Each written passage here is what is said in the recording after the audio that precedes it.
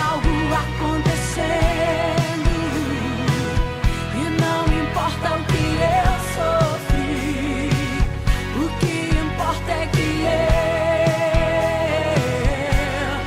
sobrevivi.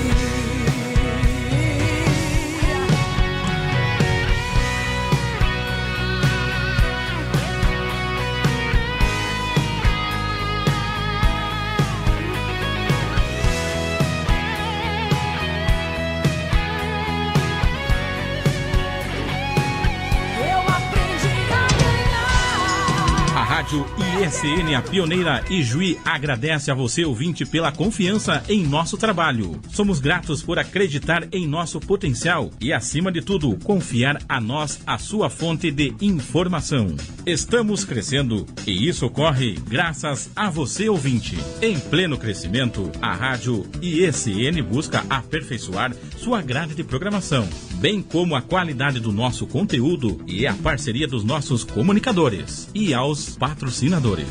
A Rádio IECN agradece e firma um compromisso em produzir conteúdo único, 24 horas no ar. Rádio IECN, ao seu lado em todos os momentos.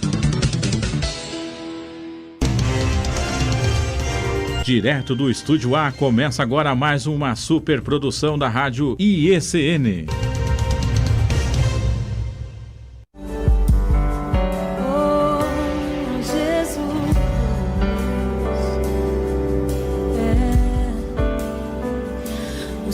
Se abalam, os povos se curvam, as bocas se abrem, as mãos se levantam pra dizer que tu és o rei. A Rádio IECN, a pioneira, apresenta pra dizer que tu és o Senhor.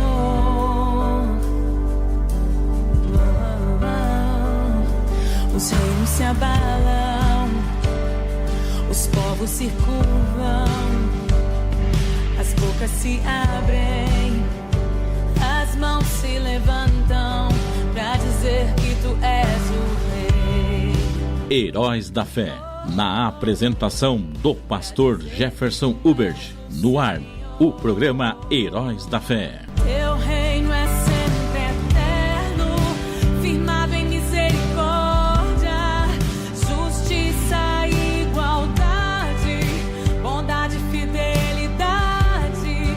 A tua igreja te adora, tua igreja te adora. Teu reino é sempre eterno, firmado em misericórdia, justiça e igualdade, bondade e fidelidade.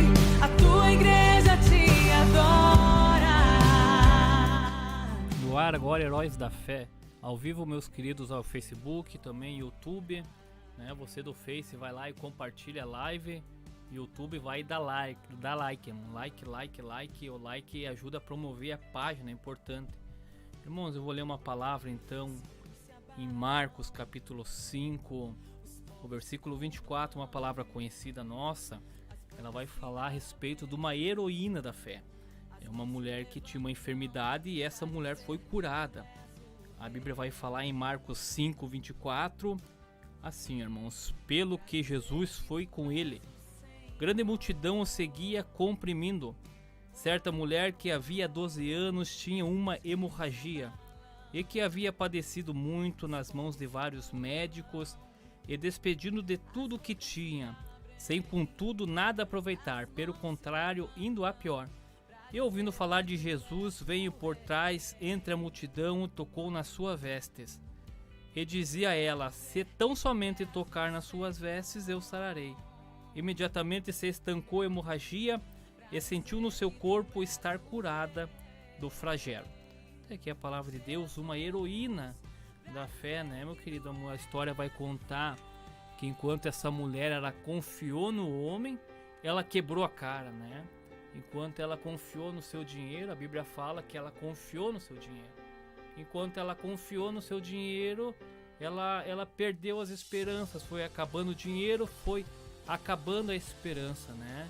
Mas quando ela começou a acreditar que Jesus podia curar, a Bíblia fala que ela já havia perdido tudo, ela já havia chegado no momento onde ela já estava numa situação bem delicada, né? Em nossas vidas, quanto tempo que nós confiamos em homem, quanto tempo que a gente confiou em dinheiro, e por muitas vezes nós quebremos a cara, né?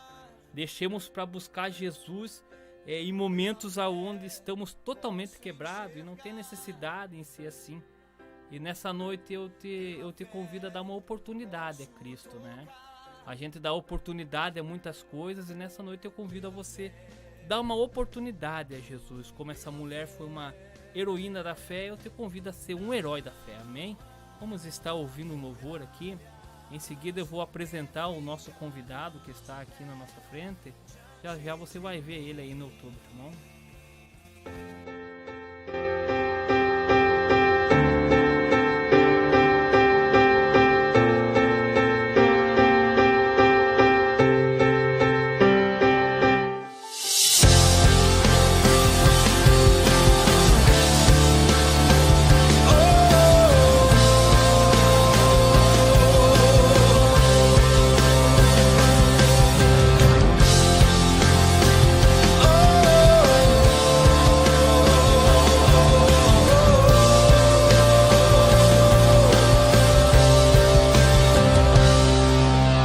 Pela fé posso clamar, pela fé posso enxergar, pela fé posso tocar, pela fé,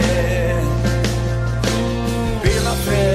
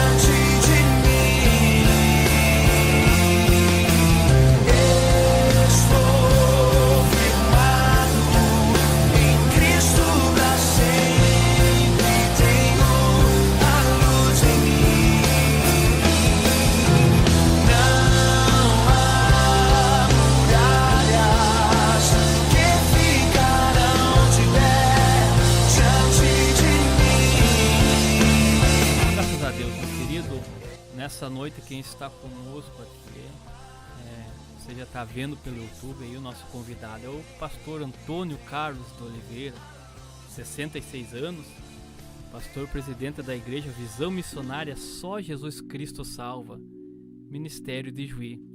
Pastor Antônio é casado com a missionária Rosana Oliveira. Missionária, pastor? Está comigo nas missões desde os primeiros dias. Amém.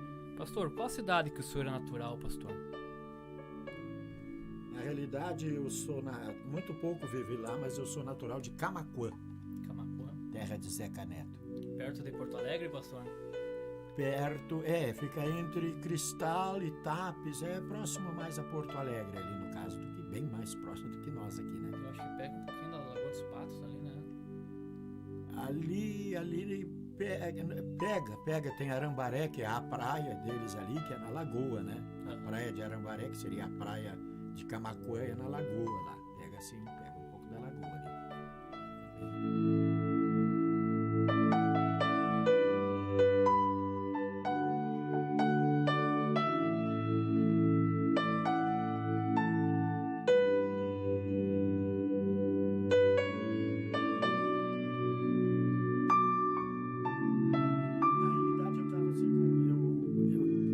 gente naquela época era... Eu digo naquela época, não que hoje não o somos, mas o pobre de hoje difere um pouco do pobre daquela época, né? Porque a gente não tinha nada. Então minha mãe me deu lá para me ser criado pelos tios. E aí eu morei em Camaquã, né? A minha tia na época era da Assembleia de Deus em Camaquã, hoje já partiu salvo, meu tio nunca foi. E eu me criei com eles em Camaquã. E ali tive até os 5 anos. Minha mãe tinha ido para Pelotas, né? E eu, como criança, aquele desejo, mãe é mãe, não queria saber de dificuldade, eu queria estar com a mãe, né? E aí a minha tia começou a ver que eu estava afim de ir mesmo para morar com a minha mãe e acabou depois me enviando para Camaquã. Aliás, me levou para Camaquã, para casa da minha mãe. Eu tinha nesta época 5 anos de idade, a 6 anos de idade. Foi o que eu fiquei em Camaquã, depois só para visita. Não tenho grande conhecimento. Pastor, o senhor é um pastor aqui na cidade que é um pastor bem respeitado, né? É um pastor que dá um bom testemunho, e isso gera em nós curiosidade em saber da sua vida, em saber da sua história, e esse foi o motivo que nos levou a convidar o senhor. E eu estava até falando com o diretor antes, como as coisas são, né? Eu passei, quando eu saí daqui na quarta passada, na quinta-feira pela manhã eu estava perguntando quem que eu vou levar. E a primeira pessoa que vinha no meu coração era o senhor, o pastor Antônio Carlos. Daí eu entrei em contato com o senhor, e o senhor falou, por incrível que pareça, essa quarta ter liberado. Exato. E isso aconteceu tudo. E é com muita alegria, pastor, que nós te recebemos aqui, e com muita curiosidade também, pastor. A alegria é minha. Eu quero aí saudar, né, o nosso querido entrevistador, pastor Adriano, aliás, o pastor Jefferson, o Adriano, né? E também já tem gente aqui comigo dizendo, temos aí, pastor, temos junto, né? O pessoal lá da Ação Missionária está migrando para cá hoje de noite, né? Para estar com a gente, aí vocês receberão algum pique, alguma coisa aí. Então a gente quer agradecer a Rádio IECN, né? Pelo esse convite, o programa assim, de hoje, e o que a gente tiver à disposição, né, pastor Jefferson? A gente está aí para isso. Na realidade, eu acho que todos nós temos bons testemunhos, porque o melhor testemunho de todos é a conversão. Agora, história todo mundo tem, né? Eu tenho a minha, você tem a sua. Obviamente que eu provavelmente tenho um pouco mais de história, pelo fato da minha idade ser bem mais avançada do que a sua, né? Mas a gente teve uma vida muito pesada quando criança. Eu, quando fui para Pelotas, para você ter uma ideia, para mim, a cidade que existia era Camaquã. O mundo era Camaquã. Eu nem admitia existir uma outra cidade. Quando eu cheguei lá, eu fiquei, como criança, digamos assim, desculpa o termo, eu fiquei com raiva de Pelotas. Eu digo, como vai existir uma outra cidade que não a minha? Eu não tinha essa noção de abertura de que há outra cidade. O senhor tinha um amor por Camaquã. A gente vivia ali, era o nosso mundo, a gente era criança, não estudava, não lia, era aquilo ali, parece assim para mim que era tudo ali, né? Quando eu cheguei lá, eu fui apresentar para minha mãe e aí começou os primeiros impactos, né? Os primeiros impactos. Por que primeiro? Porque a gente teve aquele choque, assim, com uma realidade, com meus tios que me criaram eram bens de vida. Minha mãe, muita dificuldade de vida, sempre sozinha, né? Sozinha, que eu digo assim, sem um amparo. Ela era a mulher do poço de Jacó, ela teve 5 maridos e o que tinha não era dela. E aí vem muitas críticas sobre isso, na qual eu vejo por um outro lado também. Como filho, eu vejo nisto nela uma necessidade que ela se jogou naquela época para poder nos sustentar. Nós éramos entre 5, né? E eu, quando cheguei em Camaquã, uma coisa que me estranhou muito, porque, aliás, em Camaquã, eu brincava no fundo do pátio com um menino, um negrinho, que estava numa outra casa. E nós só brincava pela tela de arame. Ele do lado de lá e eu do lado de cá. Era um apartheid, né? Então, cada um na sua. Não deixava eu ir lá, nem ele vir aqui. Mas nós nos dávamos muito bem. E o nome dele era Cláudio. E eu brinquei com ele assim durante muito tempo, aquelas coisinhas ali de cerca, né? Quando eu fui para Pelotas e cheguei na casa da minha mãe, e a minha mãe disse, olha, Antônio Carlos, eu vou apresentar aí os teus irmãos que tu tens. E aí, então, ela começou a apresentar. Apresentou o Mauro, a Mariara, que até então, até o momento, e até bem bem próximo a minha idade. Eles eram meus irmãos por parte de pai e mãe. Eu descobri depois com 60 anos que o meu pai era o meu tio e que o meu pai não era o meu pai. Quem tiver em casa que consiga entender, que entenda, né? E aí, então, eles não eram, na realidade, os meus irmãos, mas ali apresentaram como irmão, Mauro e Mariara. E aí chamaram os outros dois, que eram dois pretinhos. Uma menina, na época, né? E um menino. Quando eles me apresentaram, o menino era aquele que eu brincava lá na cerca. E aquilo me doeu muito. Eu digo, mas por que nunca... Ele é meu irmão, e por que nunca me disseram isso? Por que sempre impediram esse contato de eu ter com ele aqui, de poder saber que ele era meu irmão? Não me explicaram. E aquilo ali, na realidade, se me bateu muito forte em mim. Eu senti muito. Eu até tenho a pretensão aí, estou escrevendo, não terminei ainda, né? Retalhos do Passado, que é um livro, e eu conto isso no livro. Aquilo ali me falou, assim, muito profundamente. E aí eu passei a conviver agora com uma outra realidade. E aí me apresentaram também. Isso com que idade, pastor Sortinho? Aí eu já tinha uns 6 anos, né? 5 para 6 anos, né? Mas era muita informação para uma criança. Era. A gente vivia assim, sabe? Em termos de família, era informação em cima de informação. E nem umas boas, a princípio, parece não ser boas. Eu não tenho nada. Aí me apresentaram a outra irmã também, que aí era irmão dele, porque os dois eram negros. E aí me apresentaram a outra minha irmã, de quem eu passei a ter e tenho até hoje, um relacionamento muito forte. Muito forte. Eu amei aquela irmã, sabe? Foi uma coisa assim muito linda. E aí começou a surgir essas perguntas, esse questionamento, por que isso? Até esta, por que de outra cor? Por que negro se eu sou branco? Eu não entendia muito bem esses relacionamentos, eu era criança, né? Mas isso aí começou a falar profundamente na personalidade de formação.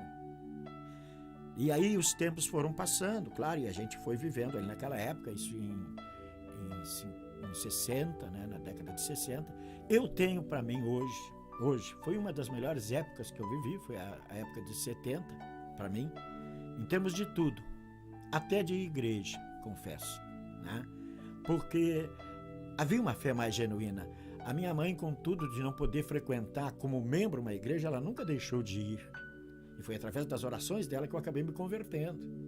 Então, o que acontece? Nesta oportunidade, eu comecei a me adaptar e conheci o meu padrasto, né? Que seria o último da minha mãe, que era o Jorge, que a gente até apelidou até hoje e nos referimos a ele como Pai Jorge. Ele era de descendência, a gente dizia turca, mas não era turca, ele era sírio-libanês, né? Mas pobre. Os parentes lá, os donos dos hotéis, dos sírios libaneses lá, eram tudo rico. Mas ele vendia, né, roupinhas aqui e ali para sobreviver. E a gente começou a conviver com aquilo. Mas eu comecei a ser tão feliz como criança, por isso que a inocência de uma criança é muito linda, muito linda. Porque eu não fazia questionamento, eu queria viver, né? E naquela época se tinha muito brinquedos, a gente saía para a rua para brincar. Né? Não tinha essa coisa assim de celular, de ficar preso dentro de casa. Não, amanhecia e nós já ganhávamos a rua. E ganhávamos a rua por quê? Porque ali é que nós ia brincar o tempo todo. Né? E ali eu comecei a conhecer uma certa liberdade de pensamento. Sabe? O senhor tem contato com seus irmãos todos, esse pessoal aí, pastor? Ainda? Tenho. Eu tenho em Brusque, Santa Catarina. Eu vou seguido lá onde mora essa minha irmã, né? A Cláudia Regina, que é de cor negra, que acabou trocando o nome. É uma série de problemas aí, né? E também o Cláudio, que também mora em Florianópolis. E a minha irmã, outra, Mariara, que mora também na cidade de Brusque. A Regina também foi a primeira depois a ser mandada embora. Não é mandada embora. Não tinha como sustentar a casa. E a minha mãe chegava aquele períodozinho de férias, vocês têm que arrumar pra onde ir. Nós ia na Colônia Maciel, lá em Pelotas, trabalhar só pela comida. Né? Trabalhava ali para ganhar a nossa comida, ali ia afrouxar em casa. A minha irmã veio para São Paulo e foi trabalhar também, morar com os tios, os parentes em Porto Alegre. Depois de Porto Alegre ela foi para São Paulo e eu sentia muita saudade dela, porque nós nos dávamos e nos damos até hoje muito bem. Para te ter uma ideia, pastor, já se me permite, você disse que eu tenho um tempinho, né? A gente sentia assim tanta saudade, que aquilo era assim gostoso quando a gente conseguia matar a saudade, sabe? Isso é algo assim incrível. Incrível que eu digo, porque hoje eu levo isso para a vida espiritual. Me desculpe se em algum momento eu chorar. Porque há momento que a luta ela é tão grande, e eu sei que o que está me dando assim dentro é saudade da presença de Cristo. Sabe, eu aprendi muito isso, e eu vou correndo para os braços dele para matar essa saudade e continuar lutando e sobrevivendo.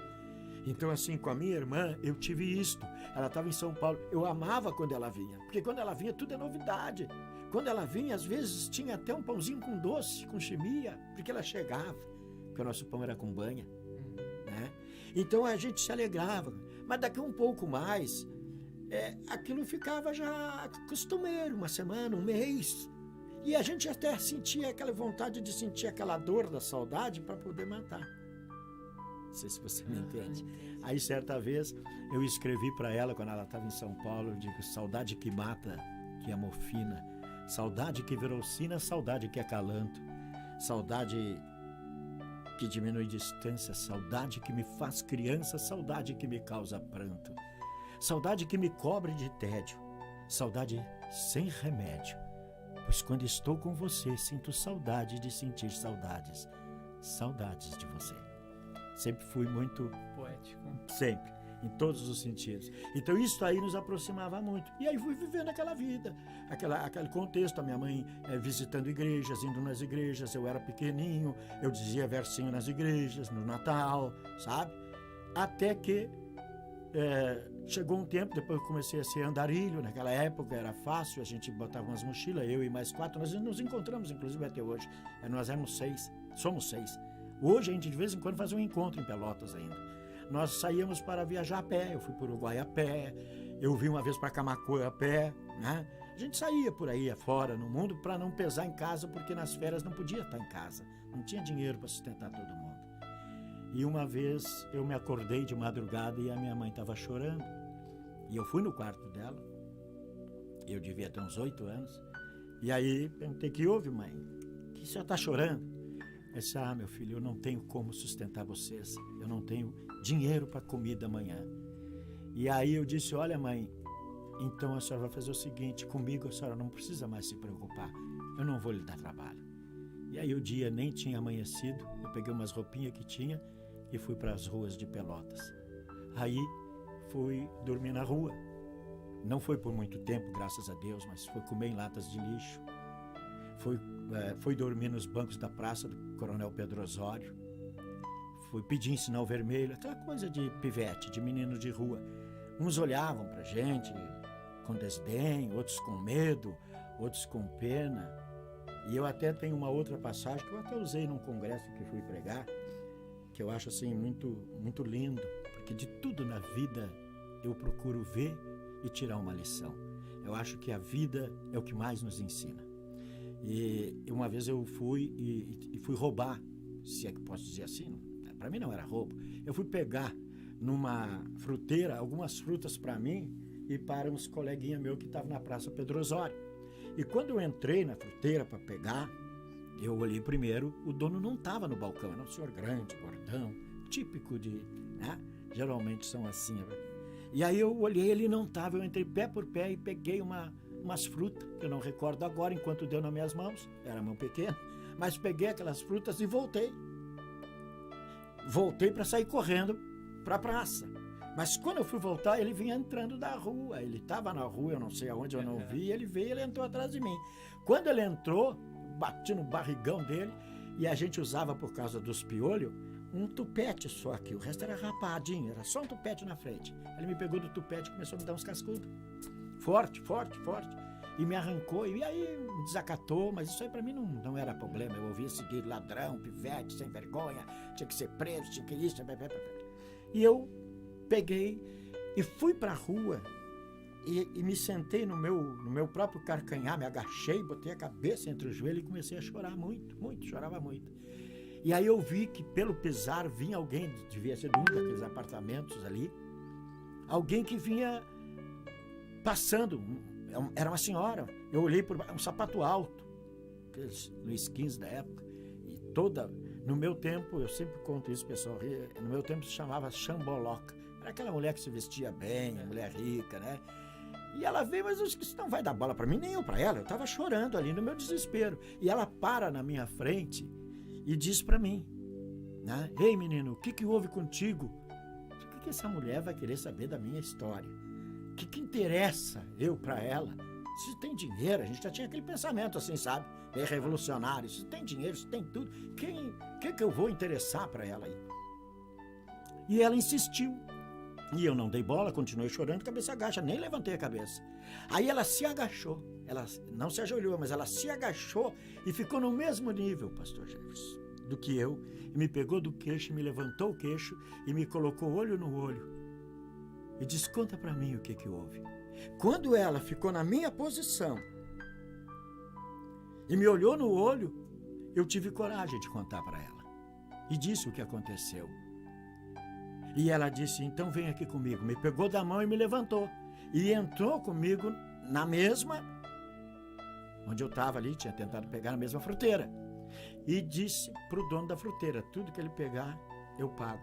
Arruma uma sacola.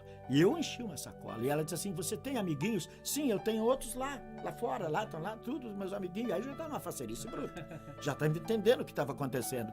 E aí ela pegou e disse, não, então pega outra sacola. E eu enchi a outra sacola, agora essa aqui tu leva para os teus amigos. Pode ir. E fulano, não me lembro o nome do senhor lá mais. Fulano, isso aí é comigo, eu pago. E aí eu saí correndo. Até quando eu cheguei na porta eu me virei e ainda botei a língua pro dono. Como quem disse, tu viu o que tu fizesse? E fui lá dividir.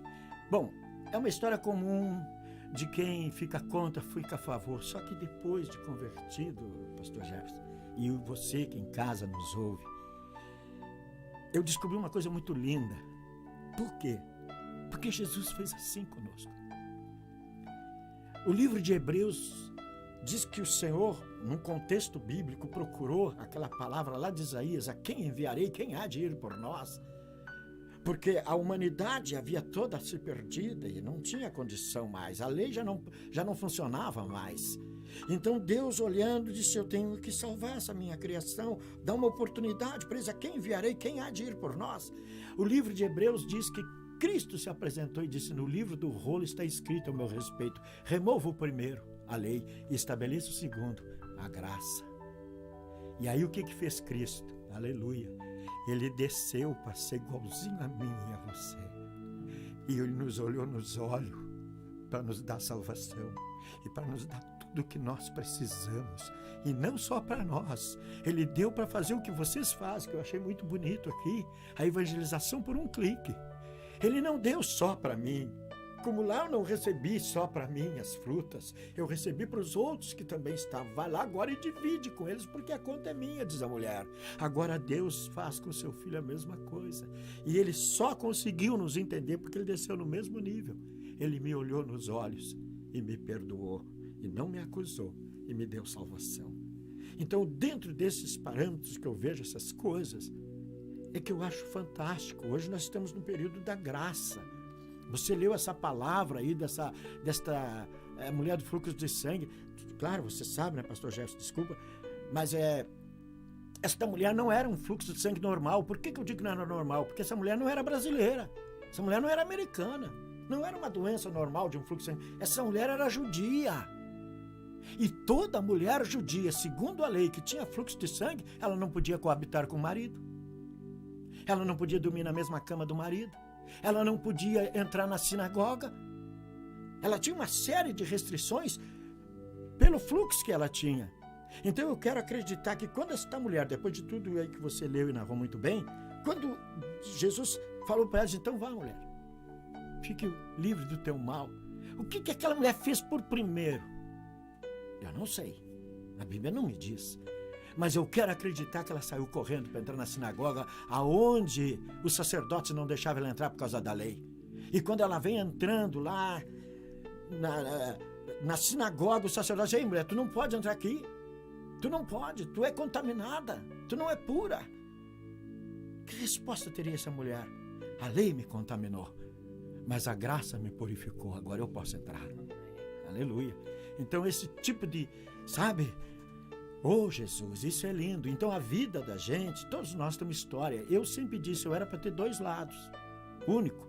Ou eu ia ser radicalmente contra tudo que de Cristo há e contra a sociedade, ou era para ser o que hoje sou. E se hoje sou, com todos os meus defeitos, pastor Jefferson, eu devo muito para o Senhor Jesus. Então, por isto, eu faço minhas palavras do apóstolo Paulo. Eu vou reduzindo o meu corpo à servidão para que pregando aos outros não venha eu mesmo a ser reprovado. Senão de nada vai me adiantar minha corrida. Eu tenho que ter essa liberdade. E ali eu fiquei durante muito tempo, depois caí nas drogas, né? Vendia muita droga, falsificava maconha para vender. E como o senhor entrou, pastor, pro evangelho? O que te levou pro evangelho? Tu sabe que eu tava acompanhando teu testemunho aqui e todos os pastores que passaram aqui, eles passaram por dificuldades tremendas, sabe? O pastor Agostinho, o pastor João Luiz, eles passaram por dificuldades tremendas. Tem um dito popular que fala que grandes lutas forjam grandes caráteres, né? E é impressionante como Deus ele trabalha na vida da gente assim. É muito linda a tua história, pastor. É uma história de superação. Parabéns, pastor. Mas o que te levou assim? Essa dificuldade foi a principal causa de te levar ao evangelho? Quem que te levou para o evangelho, pastor? É boa pergunta e bem pertinente. Na realidade, a gente nunca deve desprezar ninguém. Tu sabe que, não sei, eu sou bem mais radical na minha fé, na minha crença e naquilo que eu prego. Eu sou bastante radical. Mas ao mesmo tempo eu me sinto livre, porque nada há mais democrático do que a palavra de Deus. Você prega, a pessoa ouve, creu, segue, não creu, não segue. Né? É a pessoa que decide. Então eu, na realidade, eu lia. Eu sempre gostei de ler. Leio, né? Queria muito que meus filhos leem também, principalmente o primogênito, né? Mas hoje em dia a leitura é uma coisa que está escassa, né? E muito escassa. Hoje a questão de leitura é demais da mídia em si. Mas eu lia muito. E como eu não tinha dinheiro, eu ia para a biblioteca de Pelotas ler. Eu fazia 8 quilômetros para ler Aristóteles, Era Platão. um passatempo a leitura. Era um passatempo. E eu ia para lá, não tinha nada que fazer mesmo. E eu fui crescendo naquele meio de leitura. E aí um dia eu apedrejava camburão da Polícia Civil. Acho que não tem nenhum policial, agora já passou, né? Da Brigada Militar, apedrejava, me escondia, coisa de guri. Nós fazia chover no bairro Santa Terezinha, em Pelotas. Um dia eu passo no último dia e está escrito: concurso para a Polícia Civil. Vou me inscrever. Tá louco, joia? A pessoa me chamava de joia, não sei porquê. A joia, até que era, mas não era lapidada, né? Um diamante bruto. Depois decidiu receber as pedradas. Eu digo, vou fazer o curso. Cheguei lá e o rapaz me ajudou, porque estava na última hora. Arrumei um troco, pedi o troco para fazer a inscrição, fiz a inscrição. Aí eram, na época, 3.000 candidatos para 300 vagas na Polícia Civil. Eu fiz para inspetor de polícia. E aí eu fui, né, para ver na biblioteca, fui até a biblioteca para ver o jornal, Correio do Povo, que dava o resultado. E cheguei lá, a biblioteca tinha fechado. Digo, meu Deus, caminhei 8 quilômetros a pé, né? Uma curiosidade, agora não tem mais nada. Eu tinha reservado um dinheiro, porque eu só tinha dinheiro de ônibus ou para ir ou para voltar. Eu tinha reservado para voltar. Eu digo, eu vou de a pé e volto de ônibus. Aí quando eu voltei de ônibus, uma senhora, né, se sentou, assim, uma senhora bem avantajada, se sentou do meu lado, com uma bolsa cheia de compra e um jornalzinho enrolado do Correio do Povo. E eu digo, eu vou pedir para ela, mas ela era um pivete sujo, o que ela vai pensar de mim? Eu já estava louco, daqui a pouco ela tira e começa a ler. E eu espio por cima, assim, quando eu espio, ela está exatamente lendo toda a lista dos 300 que passaram. E eu fiquei olhando, e ela viu, de que era, moço? Eu digo, não, senhora, é que eu fiz concurso para a Polícia Civil, eu queria saber se estava aí. Eu digo, o meu neto também fez, diz ela, mas ele lamentavelmente não conseguiu passar. Como é que é o seu nome? Eu digo, Antônio Carlos Oliveira. Então vamos olhar aqui. Aí ela correu assim, 127 estava o meu nome. Que alegria. O pivete foi uma... eu achei assim, é uma coisa de superação, né? Eu digo, agora eu estou na Polícia Civil, né? Só que, claro, aí a gente veio para Porto Alegre, para a escola me dava R$900, não é R$900, era 900 cruzeiro. Me dava 900 cruzeiro de bolsa, né? Mas a pensão na Venâncio Soares lá me cobrava 1.000. Aí eu comecei a vender as roupinhas poucas que tinha, né? E tinha um outro lá que também era de Pelotas, ficou comigo, que chamava até de Pelotinha, a nós lá, né? E aí a gente começou a se ajudar. Aí eu fiquei com uma peça de roupa só, pastor Jefferson. E ele também. E o que fazia? Ele ficava nu uma noite, um dia inteiro deitado, e eu lavava a roupa dele, bem lavadinha, secava, passava com... E aí ele botava a mesma roupa. No outro dia, era eu. Eu ficava deitado nu e ele ia lavar a minha roupa e deixava ela, que era um brinco, para mim botar depois no outro dia. Então, acabei sendo aprovado na Polícia Civil, na escola de Polícia Civil, que é outra história ali, porque... por isso que eu digo assim, a Bíblia diz, ensina o teu filho no caminho que ele deve... Ele nunca vai esquecer. Eu nunca esqueci. A minha mãe, ela fez sempre de bom, entre outras coisas. Ela sempre me criou no Evangelho. Ela sempre me levava. Ela fez um voto que se eu passasse na Polícia Civil, ela não tinha condições de dar um vaso para a Igreja do Brasil para Cristo, mas as flores do vaso ela ia dar, se eu passasse. Foi o voto que a minha mãe fez. E isso me toca bastante. Então o que acontece? Eu agora estava ali, eu precisava passar, passei, e um dia eu estou lá e vejo uma propaganda na televisão, porque chegava na sexta-feira à noite. Eu estou contando isso para ver se o trabalhar de Deus, quando Deus tem os seus planos, eu creio assim, né? Chegava sexta-feira, era a última refeição, depois só a segunda. Quem tinha dinheiro comia fora e a maioria ia embora da pensão. Eu não tinha, eu ficava sábado e domingo sem comer. Eu e esse outro rapaz, nós não tinha, né? E aí eu ficava. E uma vez estava lá, logo que eu tinha uns 2, 3 meses, tinha uma propaganda Nelson do Amaral Fanini. Vocês não conhecem, são muito novos para conhecê-lo. Ele era pastor da Igreja Batista Brasileira. A minha mãe ouvia muito ele em casa. Eu digo, o pastor da minha mãe vai estar em campanha no Gigantinho. Eu vou lá. Tava 1h30 de a pé de onde eu estava. Vou ver quem quer ser o... Eu vou ver ao vivo agora e depois vou escrever para minha mãe. Disse, olha, eu vi aqui. Fui. Aí quando fui, não se faz assim, mas foi tão lindo, pastor Gerson, que aquilo... Eu escrevi para minha mãe e digo, mãe, eu não sei se o Gigantinho subiu ao céu ou se o céu desceu ao Gigantinho. Mas a coisa que eu senti aqui foi diferente. Eu fui para frente e chorei uma barbaridade. E aí um rapaz da Farrapos, da Igreja Batista, veio e me abraçou. E aí perguntou onde é que eu estava, eu dei endereço, dei tudo. Se eu venho, claro, não vou perder nenhum. Aí, primeira noite, era 7 dias de campanha dele aí. Aí quando eu cheguei no outro dia de manhã, o rapaz já foi lá. Bateu na pensão. E quando bateu lá, ele me disse para mim, me levou para o Parque da Redenção, nós ficamos conversando no Parque da Redenção. Quando eu voltei, a dona, que tinha um casal de filhos, normandos, que eram bem novinhos, mas eram enormes. Eles eram de Frederico Westphalen, era dona da pensão. E ela me chamou e disse, você é evangélico? Eu digo, não sou. Mas esse rapaz, é que eu fui lá no Gigantinho, assim. Aí contei para ela. E ela disse, escuta, o senhor não leva meus guris? Eu queria tanto que eles fossem numa coisinha dessas, diz ela para mim. Eu digo, olha, eu posso até levar, só tem uma coisa, eu estou indo de a pé. Ela disse, não, mas eu te dou dinheiro pro ônibus. Fui todos os dias, eu só fui o primeiro dia de a pé, não fui mais de a pé. Quando chegou na sexta-feira, ela me chamou na cozinha, né? E me chamou na cozinha e disse, seu Antônio, eu vou fazer o seguinte com o senhor. Quando sexta-feira for todo mundo embora e o senhor ficar, que o senhor e o outro fica, todos os meio-dia, o senhor fica aí mais ou menos na volta, não saia pra rua, que eu vou lhe chamar e eu vou ter uma comidinha aqui pra você. Nunca mais eu fiquei com fome sábado e domingo. Passei a comer sempre de graça sábado e domingo na pensão, levando eles para os cultos. Então quando eu saí dali, me perguntaram, tinha vaga em Rio Grande e Pelotas, se eu queria ir para Pelotas. Bom, Pelotas, eu conhecia todo mundo. Aquela zona do Fragata, essas boquinhas de coisa, de LSD na época, que eram as coisas mais fortes que tinha, eu conhecia. E aí eu resolvi ir para Rio Grande. E aí fui para Rio Grande. Quando eu cheguei em Rio Grande, pastor Jefferson, guri novo, fizeram aquele batismo diabólico, me levaram para a zona de meretrício e me deram de beber, um horror.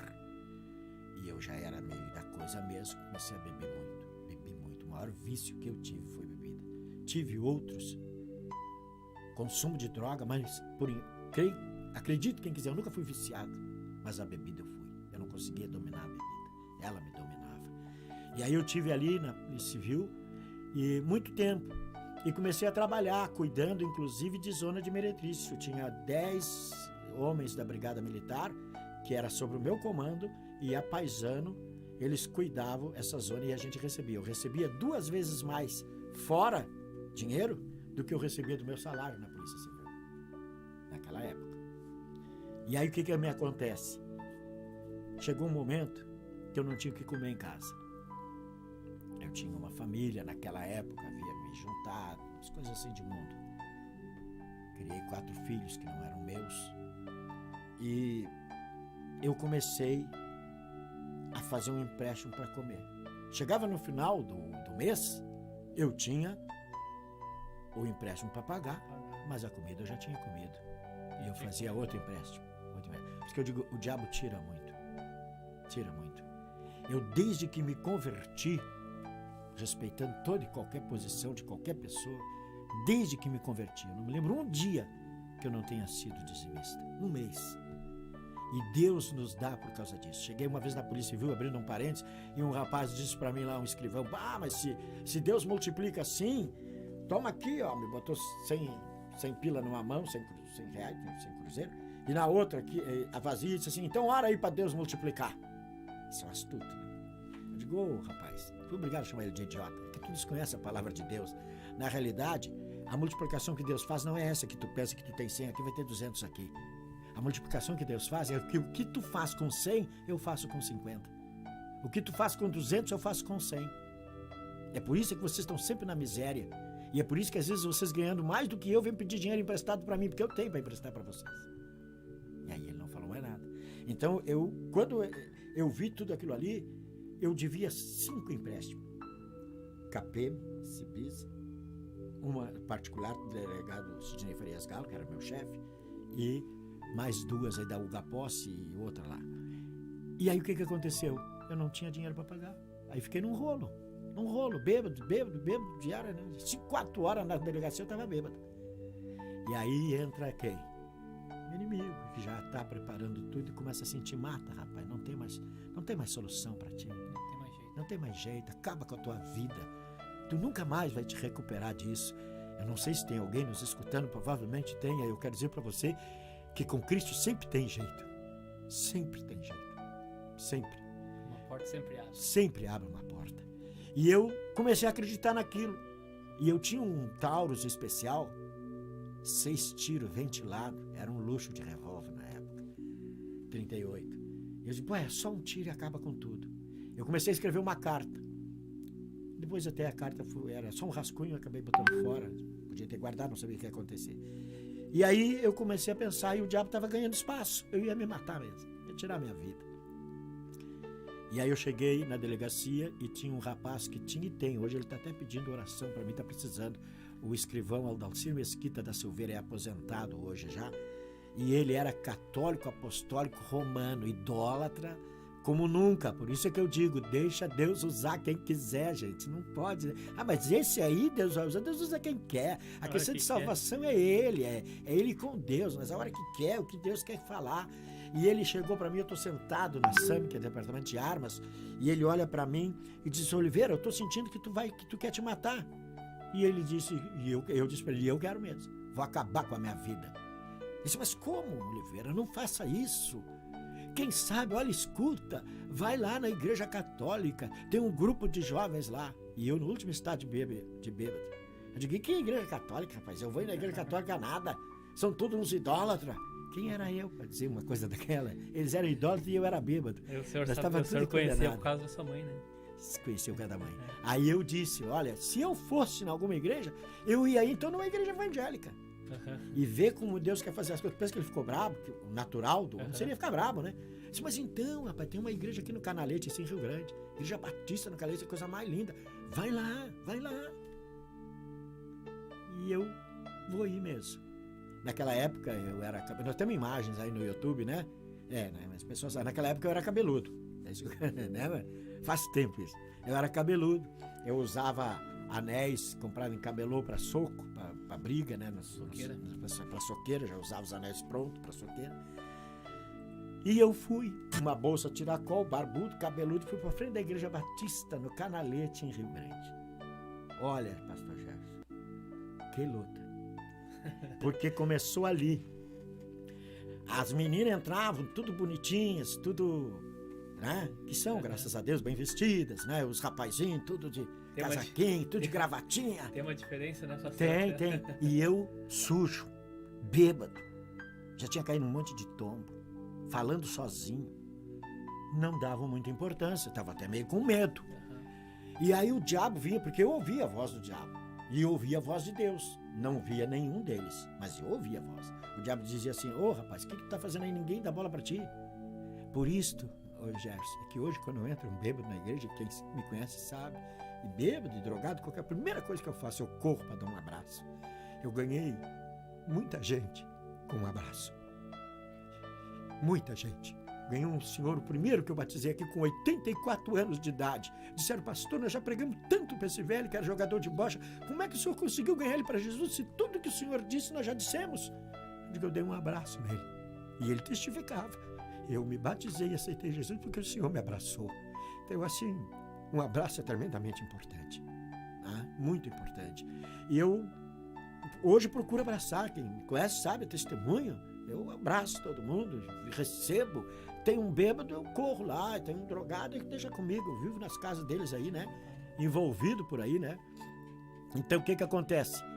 Eu peguei e, naquele momento ali, o diabo falava: vai embora. Teus amigos estão te esperando na Tamandaré. Tamandaré era um bar que eu bebia muito, depois da praça. E eu ficava, eu mesmo, tu tem razão. Eu respondia. Quem estava à minha volta via eu responder, mas não via a voz que falava comigo. E aí eu digo: não, tu tem razão, eu vou me embora mesmo. Eu vou me embora. E aí quando eu queria ir embora, assim, sabe que bêbado tem que meio que embalar o carretão, senão não sai do lugar, né? Quando eu ia embalar, a outra voz disse assim: não, hoje tu não vai. Aleluia. Hoje eu te trouxe aqui para falar contigo. E aí eu olhava assim pro céu e dizia: ei, vocês têm que decidir. É para mim ou é para mim ficar? E a turma na minha volta, já um poucos ali, já uns entraram dentro da igreja, o culto não tinha começado, todo mundo. Eu sei que aquilo ali, eu acho que durou uma meia hora. Aquela guerra espiritual, sabe? Até que der com um pouco mais, chega o demônio e diz: ô rapaz, tu viu que ninguém te dá a mínima? Porque eles botavam os olhos em mim e papa dentro da igreja, botavam os olhos em mim e papa dentro da igreja, com medo. E aí quando o demônio disse: vai embora, rapaz, tu viu que ninguém dá importância. Aí sim, eu embalei: tu tem razão, eu vou me embora daqui.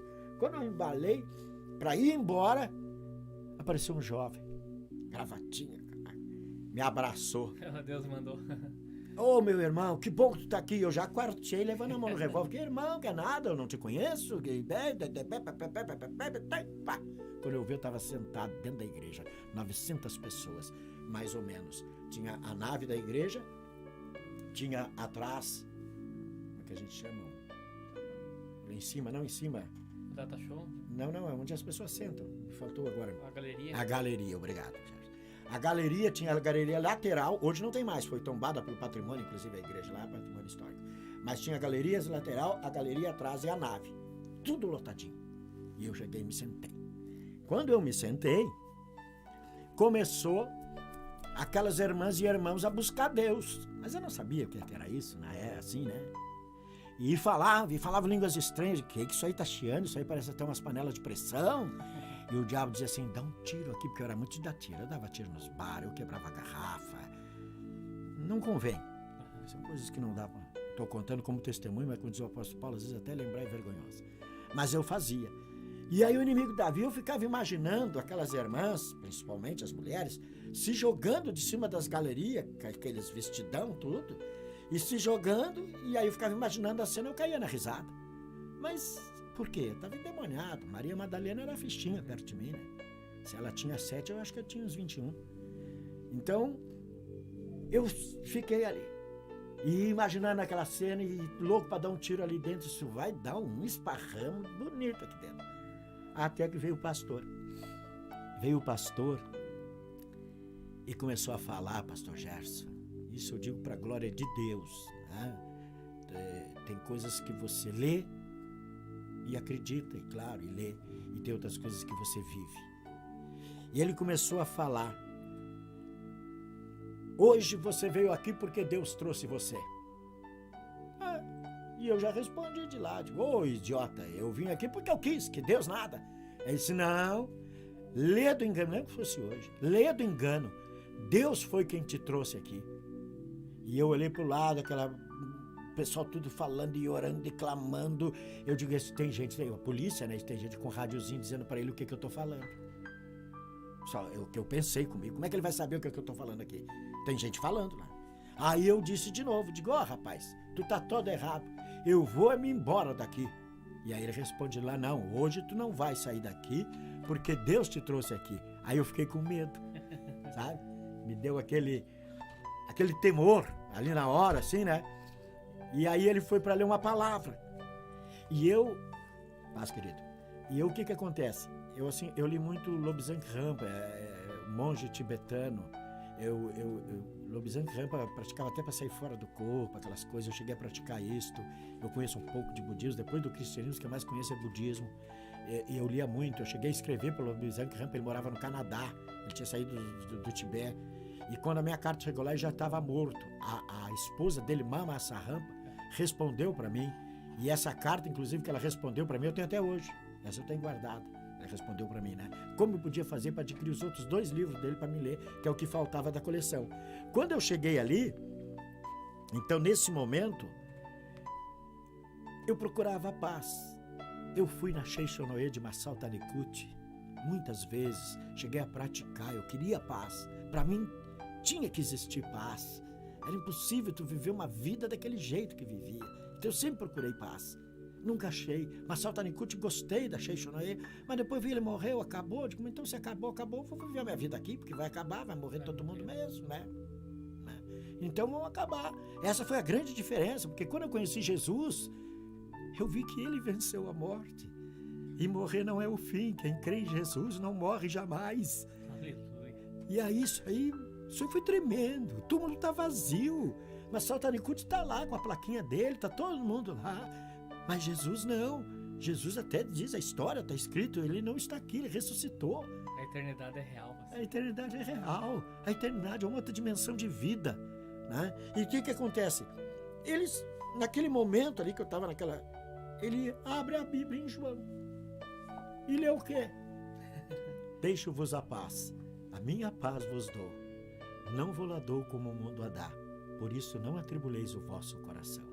Aquilo foi como um coice de mula nos meus peitos. Eu caí sentadinho na cadeira e só me lembro quando eu estava lá na frente, de joelho, o cabelo todo para frente, o revólver no chão e Deus falando comigo: eu hoje tenho te escolhido. Que coisa linda. Saí dali, já estava trabalhando em rádio, na Rádio Cultura de Rio Grande, era assessor parlamentar, foi muito político. Eu fui candidato a vereador em Rio Grande, fiquei como primeiro suplente. Como não ganhei, eu acabei sendo assessor parlamentar lá. E funcionário público, já depois saí com 16 anos de polícia. E eu simplesmente disse: agora és tu, Jesus. E larguei tudo. Para não ganhar nada, sem salário, sem nada. Hoje eu ganho uma ajudinha da igreja, graças a Deus. Ajudinha que eu digo porque não é pouco, mas eu ganho uma ajudinha da igreja. E o mas reino eu tenho ganhou meu um salário. pastor. E aí então eu acabei sendo o que hoje, pela misericórdia de Deus, sou. Sou como um abortivo, como diz o apóstolo Paulo. Eu acho muito lindo, eu cito muito Paulo, eu amo muito Paulo, né? Porque eu aprendo muito com Paulo. Se identifica com Paulo. Me identifico, né? Muito com Paulo. Então quando ele diz assim, aquela guerra, quando os apóstolos começaram a ser contra ele, sabe, ia falar, ia curvar ele meio fora de si, né? Ele chega a dizer: são eles apóstolos? Eu sou muito mais em perseguição, muito mais na voragem do mar, muito mais contra as feras. E era. Mas o Espírito de Deus vai dizer assim: Paulo, não é assim, não tá legal. Deixa, volta um pouquinho. E o apóstolo Paulo disse: na realidade, eu nem sou digno de ser chamado apóstolo, eu sou como um abortivo. Eu nasci fora de tempo. Tá melhorando, Paulo.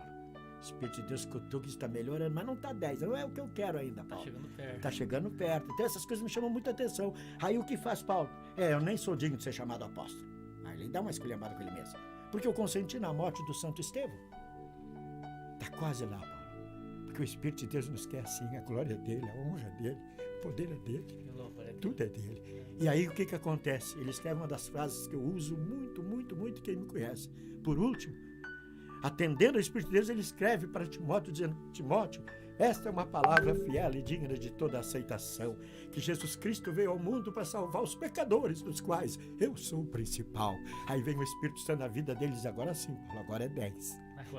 Agora tu tá do jeito que eu quero. Então, é isso, entende, Jefferson? Para mim, o viver é Cristo e o morrer é ganho. Eu não tenho, assim,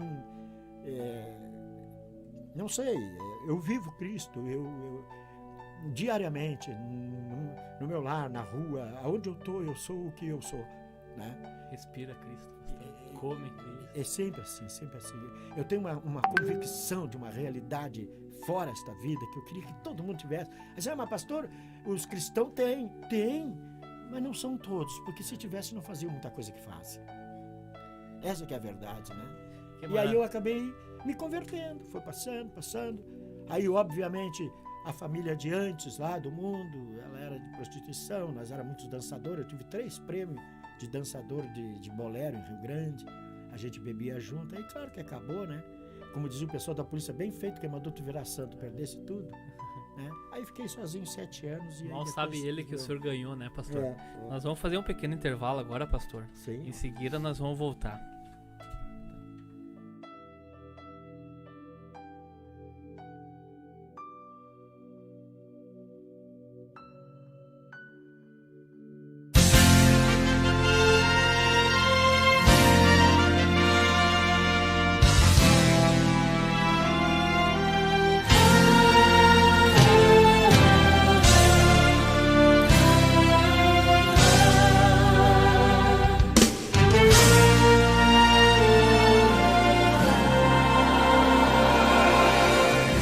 Estão doendo seus pés, quase não suporta dor, mas está com a mão no arado, mesmo estando já cansado, é soldado lutador. Suas forças se acabaram, já não tem tanto vigor, mas só fala a verdade, não é soldado covarde, obedece ao seu Senhor. Mesmo quase sem poder, nunca para de lutar. O que não pode fazer sozinho na batalha, pede alguém pra lhe ajudar. Jamais pense em desistir, pois trabalha com prazer. Sofre como um bom soldado, mesmo estando já cansado, quer lutar até morrer.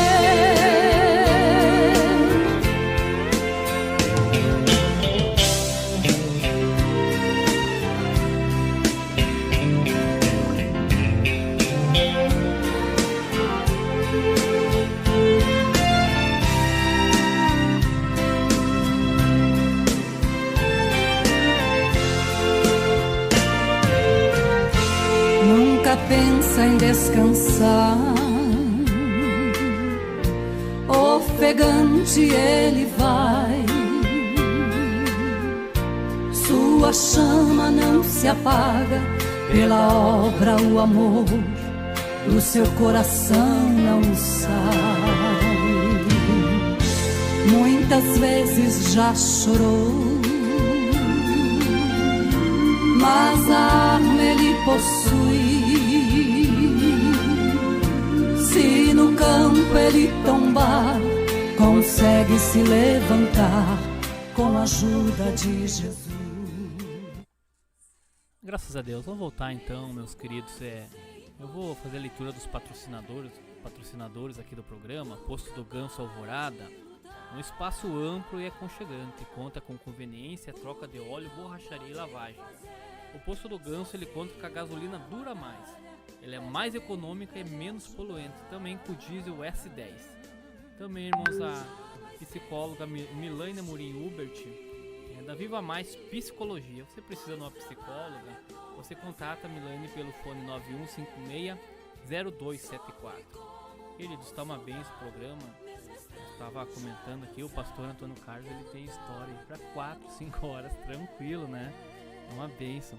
Eu vou ler a participação dos irmãos aqui no Facebook. A irmã Keila tá acompanhando. A paz de Cristo, diz a irmã Keila. Deus abençoe uma vez mais a programação, pastor Jefferson. Amém, irmã Keila. A Maria Clara dos Santos também está acompanhando. A Ligiane Corneal, paz do Senhor Jesus Cristo. A paz do Senhor, irmã Ligiane. O irmão Alexandre Schmidt, paz do Senhor, boa noite, sou de Santa Maria, Rio Grande do Sul. A irmã Keila também tá, pastor Antônio, exemplo de homem de Deus. Irmão Elias Fonseca, a paz, boa noite, é o pastor Elias de Rio das Antas, Santa Catarina. Abraço, pastor Jefferson, saudades de Juí. Abraço, pastor Elias. O irmão Carlos Chagas também está nos acompanhando. O pastor Atílio Moraes, pastor Antônio Carlos, é uma bênção. O programa é top. Abraço, pastor Atílio. O irmão Jonathan e Tati Burgeduf, o irmão já está aqui no nosso lado, já acompanhando. Jonas Hubert, meu irmão, Deus te abençoe, Jonas. Deus tem um plano na tua vida e Deus vai te surpreender ainda. Ele colocou aqui, está muito bom. O Bispo Rosalino Santos, a paz do Senhor, uma bênção o programa, estou na escuta e peço oração por mim e família. Amém. Nós, no final do programa estaremos orando por Bispo Rosalino e as demais pessoas. O irmão Jonathan vai ler também agora a participação do WhatsApp do grupo. Maravilha, quero cumprimentar os nossos irmãos com a paz do Senhor nessa noite. E eu sempre costumo dizer, pastor Jefferson, pastor Antônio, que eu sou bastante obediente, né? O que falar para me fazer, eu vou fazer. Então, se é para nós lermos os irmãos que estão conosco pelo WhatsApp, vamos lá. A nossa irmã Cristiane, paz, irmãos, peço oração pela minha família. Com certeza, irmã Cristiane, nós vamos estar orando pela sua família e o Senhor Jesus vai estar determinando a bênção.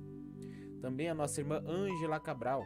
Louvado seja o nome do Senhor Jesus. Amém, irmã Ângela. Deus abençoe e agradecemos a irmã por estar compartilhando das bênçãos do Senhor conosco nessa noite. Também aqui no grupo da rádio, nós temos os nossos irmãos que estão desde as 8 horas já, né, participando aqui na programação. O nosso diretor botou no grupo que já estava ao vivo. O irmão Carlos, paz, irmãos, estou na escuta. Se possível, toca um hino com Jefferson L. Profetiza. Obrigado. Na medida do possível, irmão Carlos, vamos estar destacando seu louvor. A irmã Pati, na escuta do programa. Nosso pastor abençoado. Manda um abraço para ele e também para minha amiga Cris, que está na escuta do programa. Com certeza, irmã Pati, o abraço está sendo, então, endereçado ao pastor Antônio nessa noite. Que o Senhor possa abençoar e usar ainda grandemente nas suas mãos. Também o nosso irmão e meu pastor, né, evangelista Daniel Padilha. Que testemunho maravilhoso, programa abençoado, parabéns. A irmã Keila, não tem como não se emocionar com as palavras do pastor, bênção pura. Pastor Atílio Moraes, que bênção, top. Pastor Antônio Carlos é uma bênção de Deus. O Eliezer, grandes homens que trilharam um caminho árduo para manter o evangelho de pé. Pastor Antônio é bênção. E os irmãos interagindo aqui com as figurinhas, né? Então que o Senhor possa abençoar. E por enquanto são esses, pastor Jefferson, os nossos irmãos que estão pelo WhatsApp da rádio. Graças a Deus, Deus te abençoe, Joninha. Pastor, é maravilhoso o testemunho. Isso faz com que a gente admire ainda mais o Senhor. E pastor, quando o senhor se converteu, a lógica fala que o senhor já não se converteu a pastor, já não começou a igreja o seu chamado já como pastor. Como foi seu chamado, pastor? Como se deu? o senhor já sentia no coração que seria pastor, ou foi algo que te pegou de surpresa? Como foi isso, pastor? Não, na realidade, pastor Jefferson, meu desejo quando me converti é ser evangelista de uma grande igreja onde tivesse um grande pastor. Grande que eu digo no sentido de um conteúdo em si, não precisa ser uau, né? Mas eu queria só trabalhar, ficar no meu serviço e trabalhar. E eu comecei assim, eu preguei muito na Ilha da Turutama, que era um lugar muito longe. Vamos rápido, não vamos contar detalhes, né? Mas era um lugar longe lá de Rio Grande e de difícil acesso. E o pastor deixou eu ir lá e eu montei um trabalho lá. E eu tinha 18 depois lá pronto para se batizar, entende? Quando deu problema na Igreja Batista, que não convém o caso, questões de divergências de pensamentos, né? E antes que a coisa crescesse mais, e eu não era ninguém como ninguém sou até hoje, Cristo é tudo, mas eu resolvi então naquela época sair e entreguei para o pastor os 18. E o pastor disse, não, faz o que tu quiser com aquele pessoal, eu não vou ir lá, não tem nem como, muito longe. Nós ia de a pé, de ônibus, eu tinha um programa Só Jesus Cristo Salva na Rádio Cultura Rio Grandina depois, né, lá, e eu ficava fazendo um programa de manhã, o pessoal já ia de manhã para lá no ônibus, depois ia no ônibus meio-dia, fazia o culto de tarde e voltava de noite, né, às vezes voltava só no outro dia. Então, ficou aqueles 18 anos, mas o que eu fazia? Aí eu fui em outros pastores, igual pastor, tem lá um grupo assim, eu tô agora saindo, se você pudesse ir lá. E um pastor é até muito amigo e muito sábio, na Assembleia de Deus lá, me disse, olha, não adianta, o senhor trabalhou com eles, você ganhou eles para Jesus, se não for você. Eu digo, mas eu não posso, eu não sou nada, eu não tenho nem como me reunir, aquela coisa toda. Resumindo, pastor Jefferson, eu acabei por 7 pastores depois, né, um vice-pastor da Igreja Batista, onde eu estava, um pastor da Assembleia, um pastor do Brasil para Cristo, um presbítero do Brasil para Cristo e outros pastores. Eu disse, tu não tem escapatório, porque eu fazia muito culto na praça.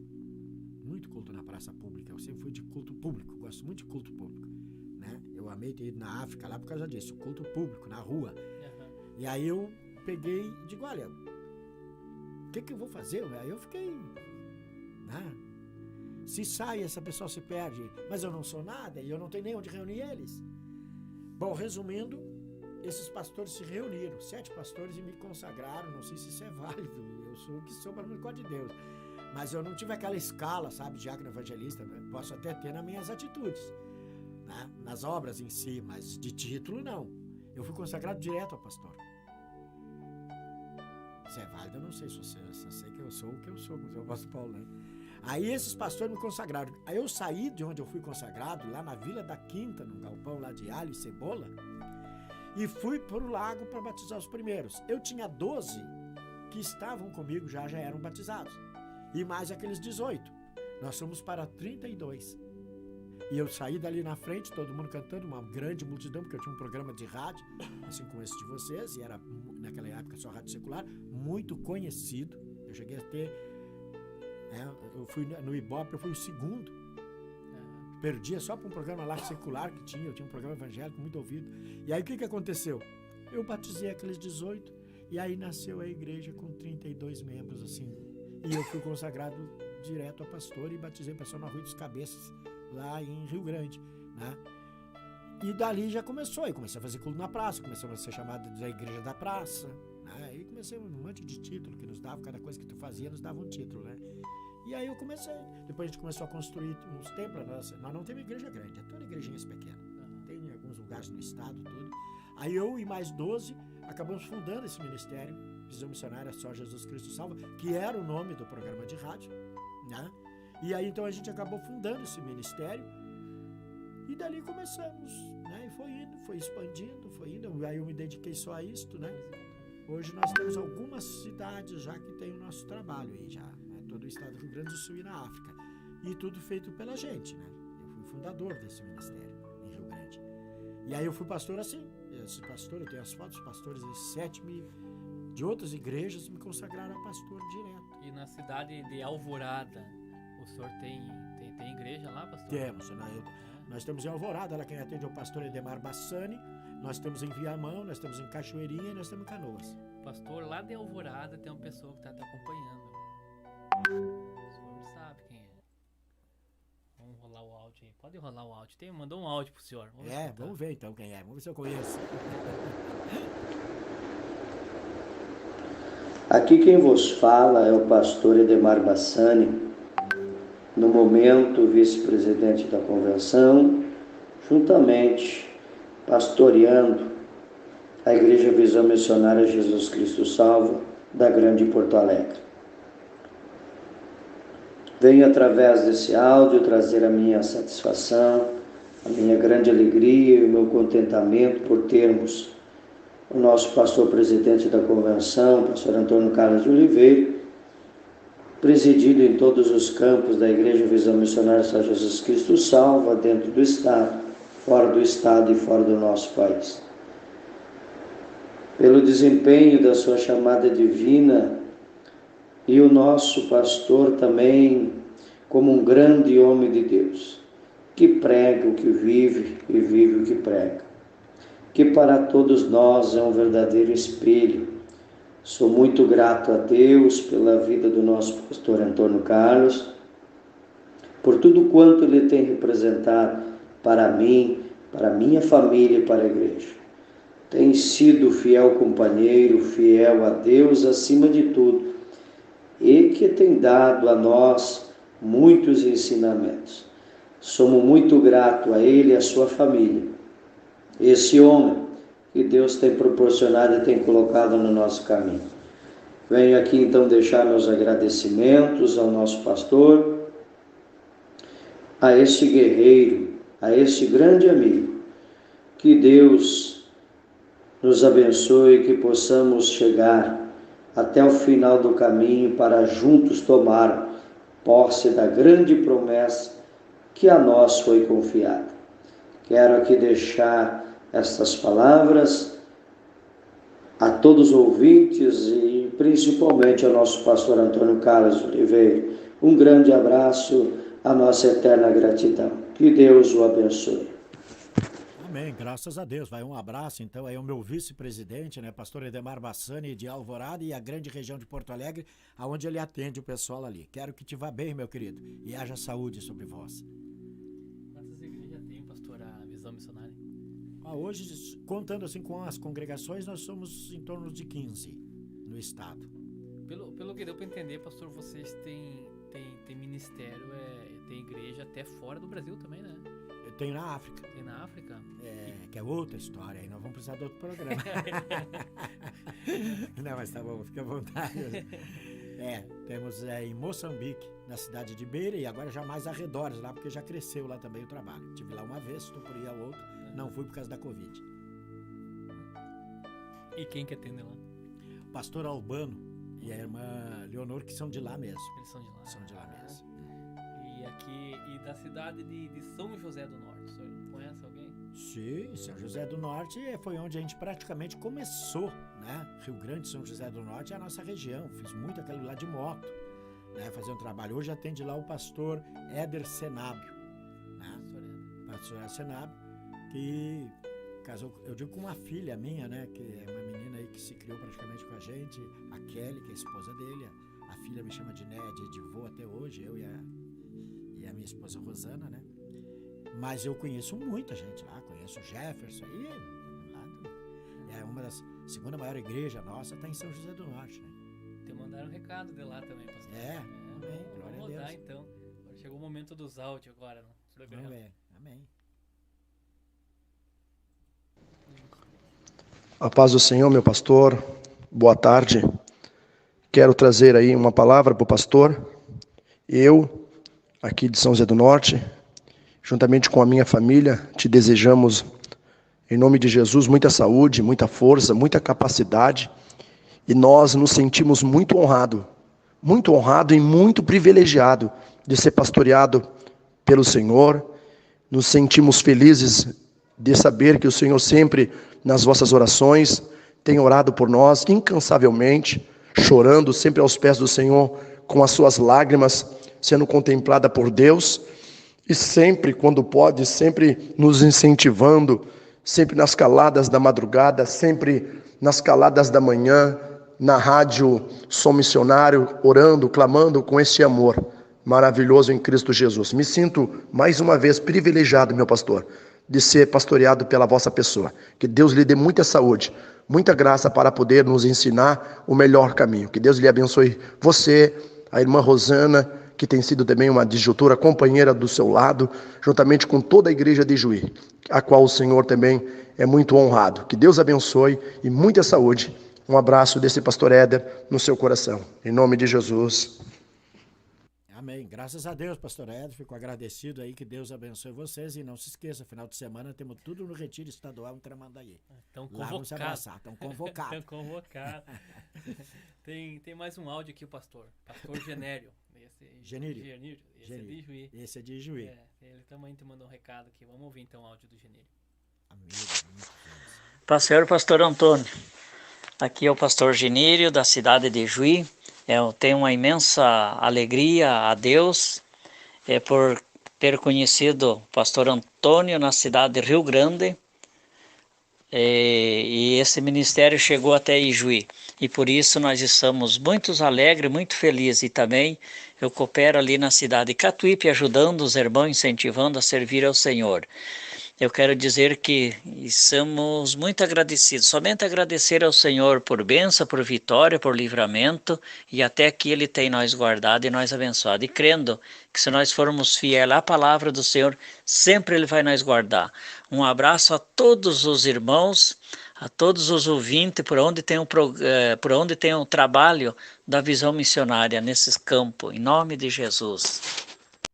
Graças a Deus. Um abraço aí, pastor Genírio, nosso braço direito aí, sempre trabalhando também, um homem de Deus, muitos anos já com a gente aqui, quase desde a fundação em Juí. Pastor, como é ser um espelho, pastor, para tantos pastores, tantos homens de Deus? Eu estava ouvindo o áudio do Éder ali, e ele parece ser muito grato ao Senhor. Ele te enxerga como um espelho. É gratificante, pastor? Claro que é, né? A gente trabalha em função disso, só que isso acontece assim naturalmente, nada é forçado. Sei lá, o testemunho, a amizade, a intercessão, a oração, a ajuda quando precisa, né? E eu também por eles sou muito ajudado, sem eles eu não poderia ter feito nada.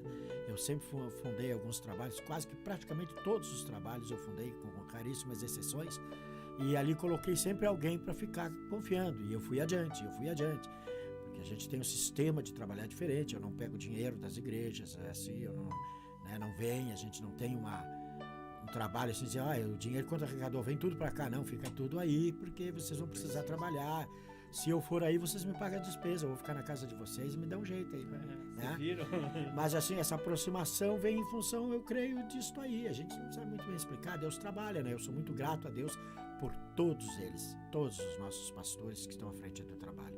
Recebi algumas truncadas já no decorrer da caminhada, mas sem ódio, sem mágoa, né? Amo muito, até aqueles que se voltaram contra, que levaram igrejas com eles. Tenho eles com uma grande estima. Deus que é um Deus de justiça, não cabe a nós. Nunca vou ter ninguém na justiça por tempo, por coisa alguma. Já perdi, entreguei tudo. Não, eu não vou brigar por tempo. Né? Então, é passageiro. Eu acho que essa motivação de ajuda, a gente é uma igreja assim, não é por acaso, não se criou um slogan. O slogan primeiro se criou na prática. Entende? Na obra. Depois a gente um rapaz resolveu escrever em cima. Visão missionária, a igreja que ama você.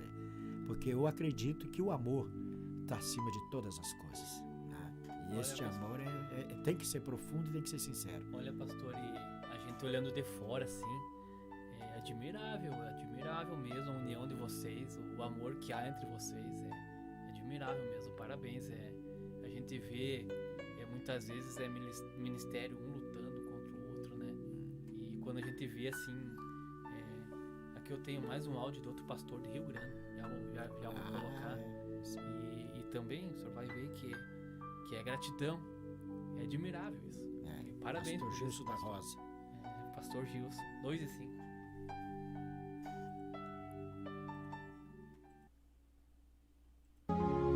Alô a todos, aqui quem está falando é o pastor Gilson da cidade de Rio Grande.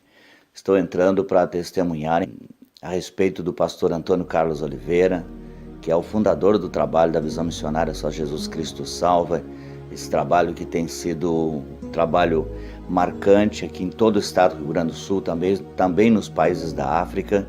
Ele é o fundador, é uma pessoa honrada, uma pessoa que tem um posicionamento só durante todo esse tempo. Um tempo de tantas mudanças, ele permanece sempre a mesma pessoa, com a mesma identidade, com a mesma forma de fazer o trabalho.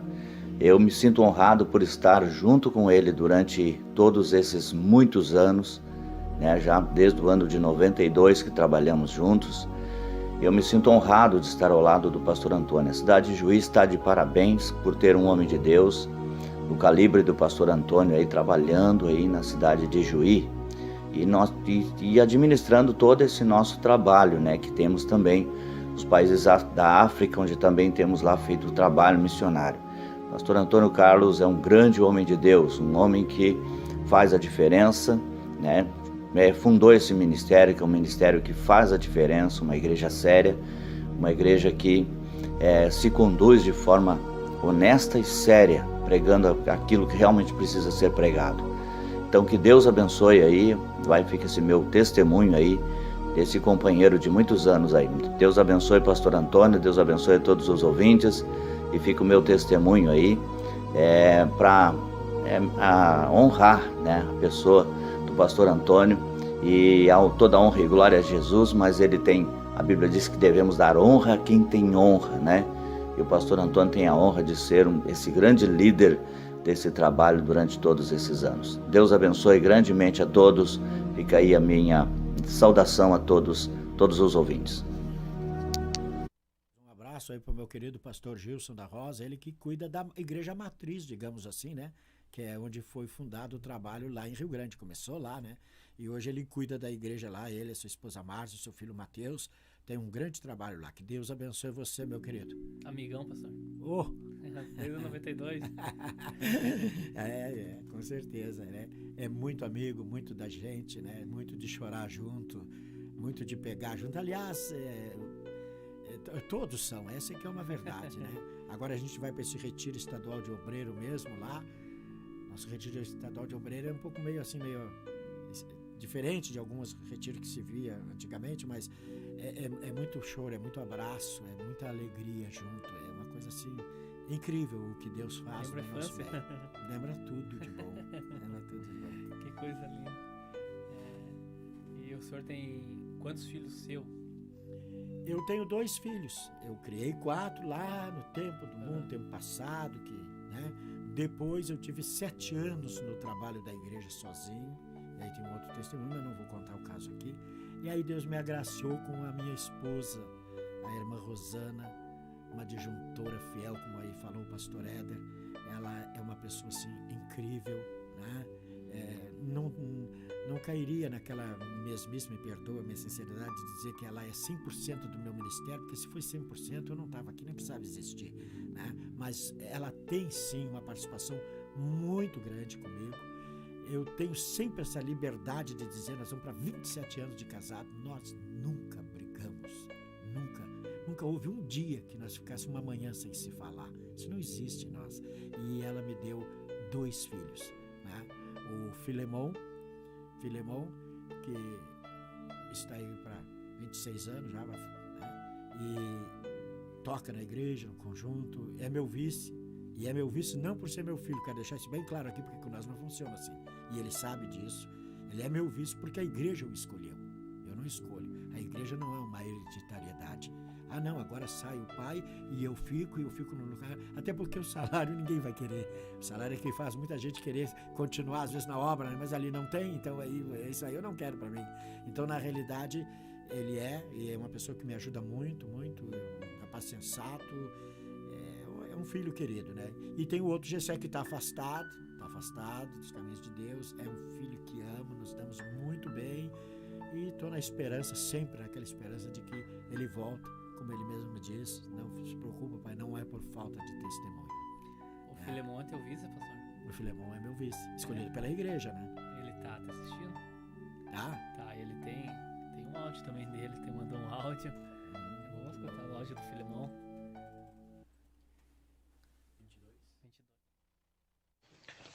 Paz do Senhor a todos que estão nos ouvindo. Um grande abraço a todos. Aqui quem fala é evangelista Filemon. Sou filho do pastor Antônio Carlos Oliveira, congrego juntamente com ele na Igreja Visão Missionária Só Jesus Cristo Salva. E quero dizer que tenho muito orgulho de ser filho deste homem de Deus, pelo exemplo que desde criança ele tem dado, exemplo de como levar a vida, e tenho muito orgulho de ser filho dele.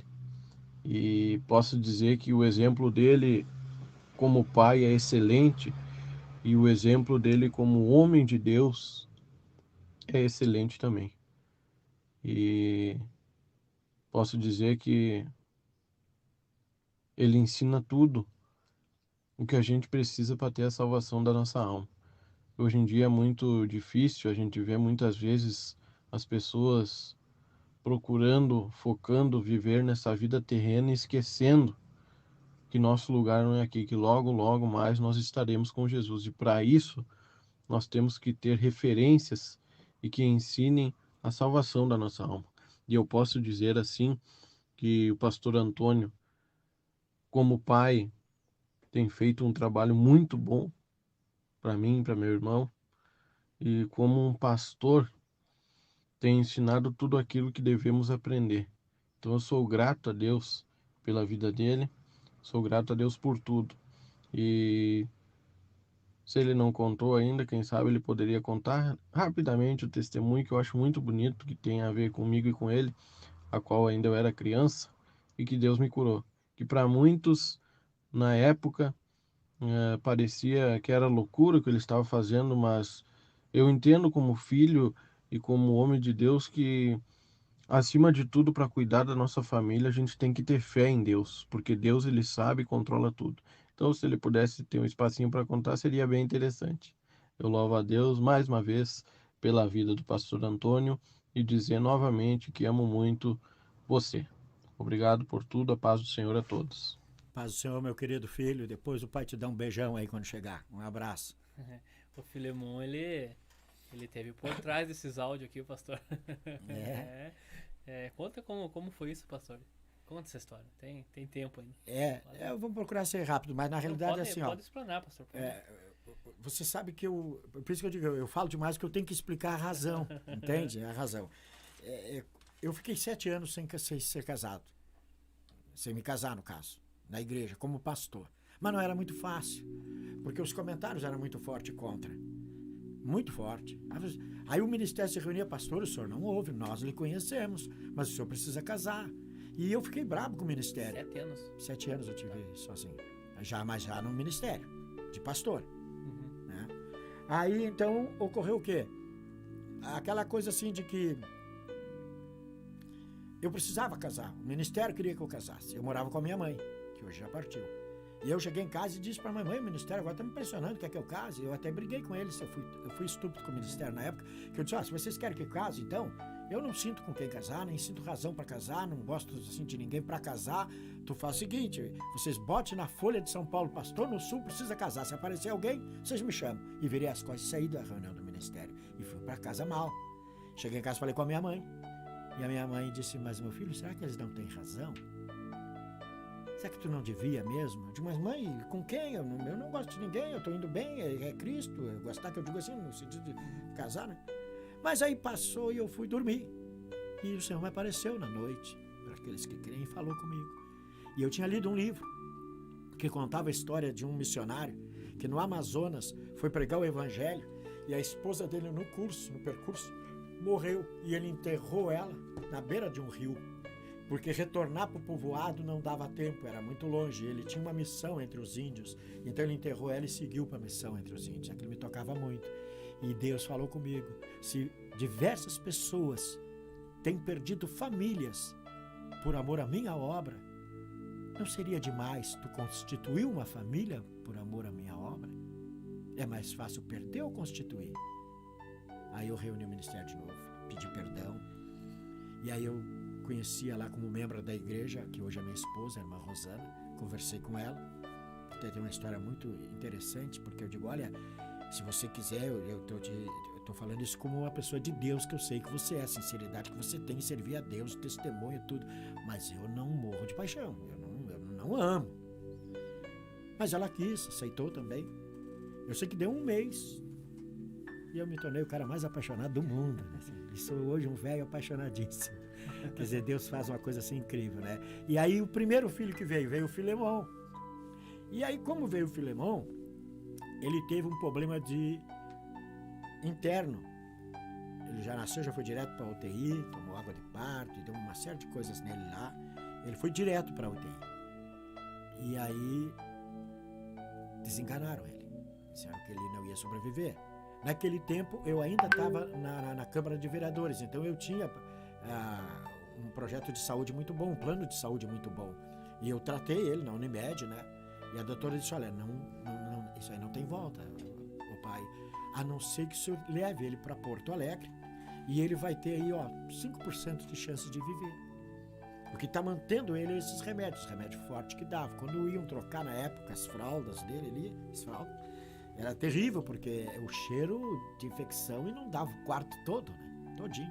Era muito forte. E a gente começou, não sabia o que fazer, estamos fazendo tratamento, aí queria que fosse para Porto Alegre. Eu não tinha como ir para Porto Alegre, não tinha dinheiro para isso, nem para fazer o tratamento dele. Ele ainda ia se tratar pela Unimed, mas eu vou ficar onde? Vou pagar o quê? Não tinha como. Aí começou a piorar, e aí um dia, dentro desse tratamento, eu fiz uma madrugada de oração. Não chegou a ser toda a madrugada, mas orei muito, quase toda a madrugada, e fiz um voto com Deus. Senhor, Tu me deu. E Ele me deu aos 40 anos, meu primeiro filho nasceu aos 40 anos. Né? E aí, eu digo assim, Tu me deu, Tu pode me tirar. Agora, de uma coisa eu tenho certeza, se Tu quiser, Tu cura ele. E hoje, eu estou gastando o que não tem, e remédio não vai adiantar. Então eu vou recolher todos os remédios. Se Tu quiser, Senhor, leva ele. Se Tu não quiser, por favor, me devolve e deixa ele comigo. Aí amanheceu o dia, eu falei com a minha esposa. Só fiz um voto com Deus. Vou jogar todo o remédio fora do Filemão e nós não vamos mais dar remédio para ele. Mas ele vai morrer, ele vai morrer igual. E eu preciso que Tu me ajude na fé. Mãe é sempre mais difícil, né? Quando Deus não trabalha. Ela disse, não, então eu vou contigo nessa fé. Bota fora, botei fora os remédios. E não fiz mais o tratamento. E aí, passou-se 15 dias, estava na hora dele ir no médico, ela foi e levou ela no médico. Digo, agora chega lá e diz pro médico, que ele não está fazendo mais o tratamento, e que nós não vamos dar. Mas aí, porque aí deu um tumulto na família. Eu tenho uma cunhada muito querida, ama muito o Filemão, ajudou muito o Filemão quando pequeno. E ela disse para mim, mas nós vamos te entregar para a polícia. O Filemão vai morrer. Se o Filemão morrer, o que tu vai fazer? Eu vou enterrar. Essa foi a minha resposta. Então, assim, a família, claro, e até é compreensível. Sofrimento, pastor? A família... Foi muito sofrimento? Sim, com certeza. Aí ela foi a primeira vez, foi na médica. Aí voltou da médica, bateu na porta em prantos de choro. De que foi? Tu fizesse eu pecar? Como eu fiz tu pecar? Eu não disse para a médica, eu não tive coragem. Eu não disse para a médica que nós paramos com o tratamento. Eu menti para ela, e agora eu não vou subir. Digo, não, para aí, não é assim. Coração de mãe, vem, vamos orar, Deus vai entender. Eu te entendo, Deus vai entender. Aí passou, como eu tinha um olfato, e tenho até hoje, se é coisa que eu sou ruim dos olhos, mas de cheiro, né? Eu entrei pro quarto e vi, assim, sabe, que aquele cheiro de infecção já não era o mesmo. Sabe? Eu vi que já as fraldas não estavam tão amarelas. E aí brota no coração aquela coisa assim, Deus está trabalhando. Tá? 30 dias. Eu digo, eu vou pedir para a doutora fazer outro tratamento com eles. Eu não vou lá, diz a mulher. Digo, deixa para mim. Bolsa, tiracolo, mamadeira, fralda, colo. Peguei ele e me fui. Cheguei lá, digo, doutora, será que dá para a senhora fazer um novo tratamento com ele? Ela examinou ele e tudo. Disse, pai, aí vai levar para Porto Alegre? Eu não vou. Nem que eu vendesse tudo dentro de casa, queria abrir uma conta, essas contas que abrem, né, para a pessoa ajudar. Digo, não vai adiantar, gente. Não vai adiantar. Operando Deus só, não tem mais. Aí, o que eu fiz? Levei e pedi para a doutora. A doutora examinou e disse, engraçado, pai, ele está bem bonzinho, assim, ele está direitinho. Eu digo, pois é, doutora, eu vou lhe dizer uma coisa, ele está direitinho, está bonzinho, palavras delas, ele tá. Faz 30 dias que eu botei os remédios tudo fora. Capaz, pai. Botei. E não vou dar mais para ele, doutora. porque agora está em exercício a minha fé. E a minha fé não é só de que ele fique curado. A minha fé é de que o que Deus fizer, tanto para ele ficar como para levar, é a mesma coisa. Eu não vou deixar de Deus. Eu não estou fazendo uma barganha com Deus. Senhor, tu leva ele, eu não vou te servir mais. Se ele ficar, eu vou ser o cara. Não. Eu vou ser a mesma coisa, Senhor. Só quero que tu me dê força. E aí a doutora disse, não, peraí, pai, se é assim, então vamos ter que pedir mesmo, porque ele parece até que está bem. Aí é que imagina, né? Me encheu de coragem, de fé. Aí ela foi e fez todos os exames de novo. Toda vez que eu ia lá, pastor Gerson, ela colocava aqueles exames para me explicar, aquelas radiografias, tem que tomar cuidado, que eu chamo aquele xerox, né? Aí ela colocava aquilo ali para mim ver, e eu já sabia, ó, isso aqui é um fluxo e um refluxo, isso aqui deu, agora está ferido assim, ela me explicava tudo que aquilo ali eu já estava sabendo. Eu olhava e já via a infecção todinha, generalizada, né? Aí eu peguei, fui para casa. Passou-se mais 30 dias. Mas aí eu vi que ele já estava bem melhor. Digo, Deus trabalhou, mulher, Deus trabalhou. Eu estou sentindo que Deus trabalhou, eu vou lá de novo. E aí eu fui lá para ver o resultado. Quando eu chego lá, ela, poxa, séria. Pai, tudo bem? Tudo bem. Eu digo, ai, Jesus, a seriedade dela me abalou. Ela puxou a gaveta assim e tirou aquele mesmo. Tá vendo aqui, pai? Que eu sempre lhe expliquei, mostrava pra mim assim, né? Isso aqui, ó, é aqui, faz, viu? Não, vi isso. Pois é, pai. Se você crê mesmo em Deus, então dá glória a Deus. Aí ela puxa e tira o outro. Só olha aqui. Quando eu botei os olhos, não tem nada. Se ele não tem nada, ele foi simplesmente operado e não ficou nem cicatriz. E aí uns disseram, ele vai morrer com 12 anos, ele está com 26 anos pregando, cantando, é um excelente, tem um filho e está aí para a glória de Deus. Promessa de Deus. Então eu sempre conto isso aí, né? Claro que eu não aconselho isso que em casa vai fazer, você tem que ter fé para fazer. Eu não digo, faça isso, bote fora, não. Os métodos é um caso especial, um caso particular. Eu tive fé, não só para ver ele viver. Eu estava com fé que se levasse ele, eu também ia continuar a mesma coisa. E a minha mulher me ajudou muito nisso, a minha esposa. Né? É aquela coisa, né, pastor, de cada um conhece o seu limite, né? Cada um conhece a sua fé. Também, pastor, nós temos mais um áudio. Um abraço pro irmão Filemon. Deus te abençoe, Filemon. Lindo testemunho teu. Áudio do teu sobrinho de Estevão. Teu sobrinho Estevão de Rio Grande. Opa! Te mandou um áudio também. Fala, meu tio, eu Estevão aqui de Rio Grande. Tô passando só para falar um pouquinho do que eu penso sobre o senhor. Eu vejo o senhor como uma referência no que se diz como pessoa, entendeu? Como ser humano, sente o amor de Deus, primeiramente pelas almas, e isso o senhor consegue transparecer no seu dia a dia. Ficando um pouco de tempo mais com o senhor, eu vejo a paixão que o senhor tem pela obra de Deus, e por tudo que o senhor faz com empenho. Quero lhe agradecer pela experiência que eu tive quando eu estive por aí, em Ijuí, que eu passei um tempo com vocês, faz horas já que eu não vou aí, mas enquanto eu estive com vocês eu pude aprender muita coisa e ter uma visão diferenciada, principalmente da parte que vem do senhor. Muito obrigado por ser essa referência, por ser essa pessoa incrível, que a gente só tem que admirar. Obrigado por tudo, de verdade. Primeiramente como meu tio, né? E depois como uma referência dentro do Evangelho. Deus continue abençoando cada vez mais. O senhor merece. Tá? Um beijão, um abraço. Amém, meu querido sobrinho. Muito obrigado. Deus abençoe você. Valeu aí. Pastor, e agora nós temos o último áudio. Esse último eu deixei por último aqui porque o senhor se declarou a noite inteira para essa pessoa aqui. Da irmã Rosana. Mas teve coragem de falar? Mandou um áudio, viu? O amor é grande. Vamos soltar então o último áudio. Quero saudar a todos os irmãos e ouvintes do programa Na Paz do Senhor. Meu nome é Rosana, sou esposa do pastor Antônio Carlos Oliveira. Sou grata a Deus pela vida dele, como esposo, como pastor, como amigo, que ele possa continuar sendo esta bênção de Deus nas mãos do Senhor. que possa continuar firme a cada dia na presença do Senhor, pregando a palavra dele. Amém. Graças a Deus. E tu junto. Lá. Graças a Deus, é uma companheira incrível. Só quem convive para ver, né? Uma vez um escritor escreveu sobre ela e colocou um título de um artigo que fez, que ficou muito lindo e eu tenho guardado até hoje. A força que ninguém vê. É incrível. O nome é chamativo. A força que ninguém vê. E é muito lindo mesmo, porque ela não é uma pessoa assim, ela não é líder de um grupo, ela vai quando eu vou, que não tem ninguém, né? Logo que eu vim para cá, ela é líder do grupo das irmãs, era só ela e outra. Ela era líder. Mas em seguida já passa para outra. Ela nunca foi líder, assim, de grupos, não.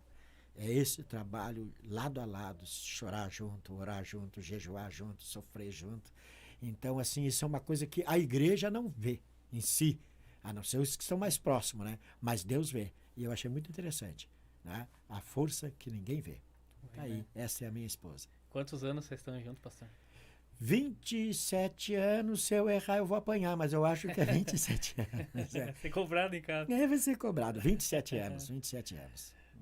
E pastor, nós temos aí, numa época, eu acredito que a partir de 2000, é que a gente vê bastante separação.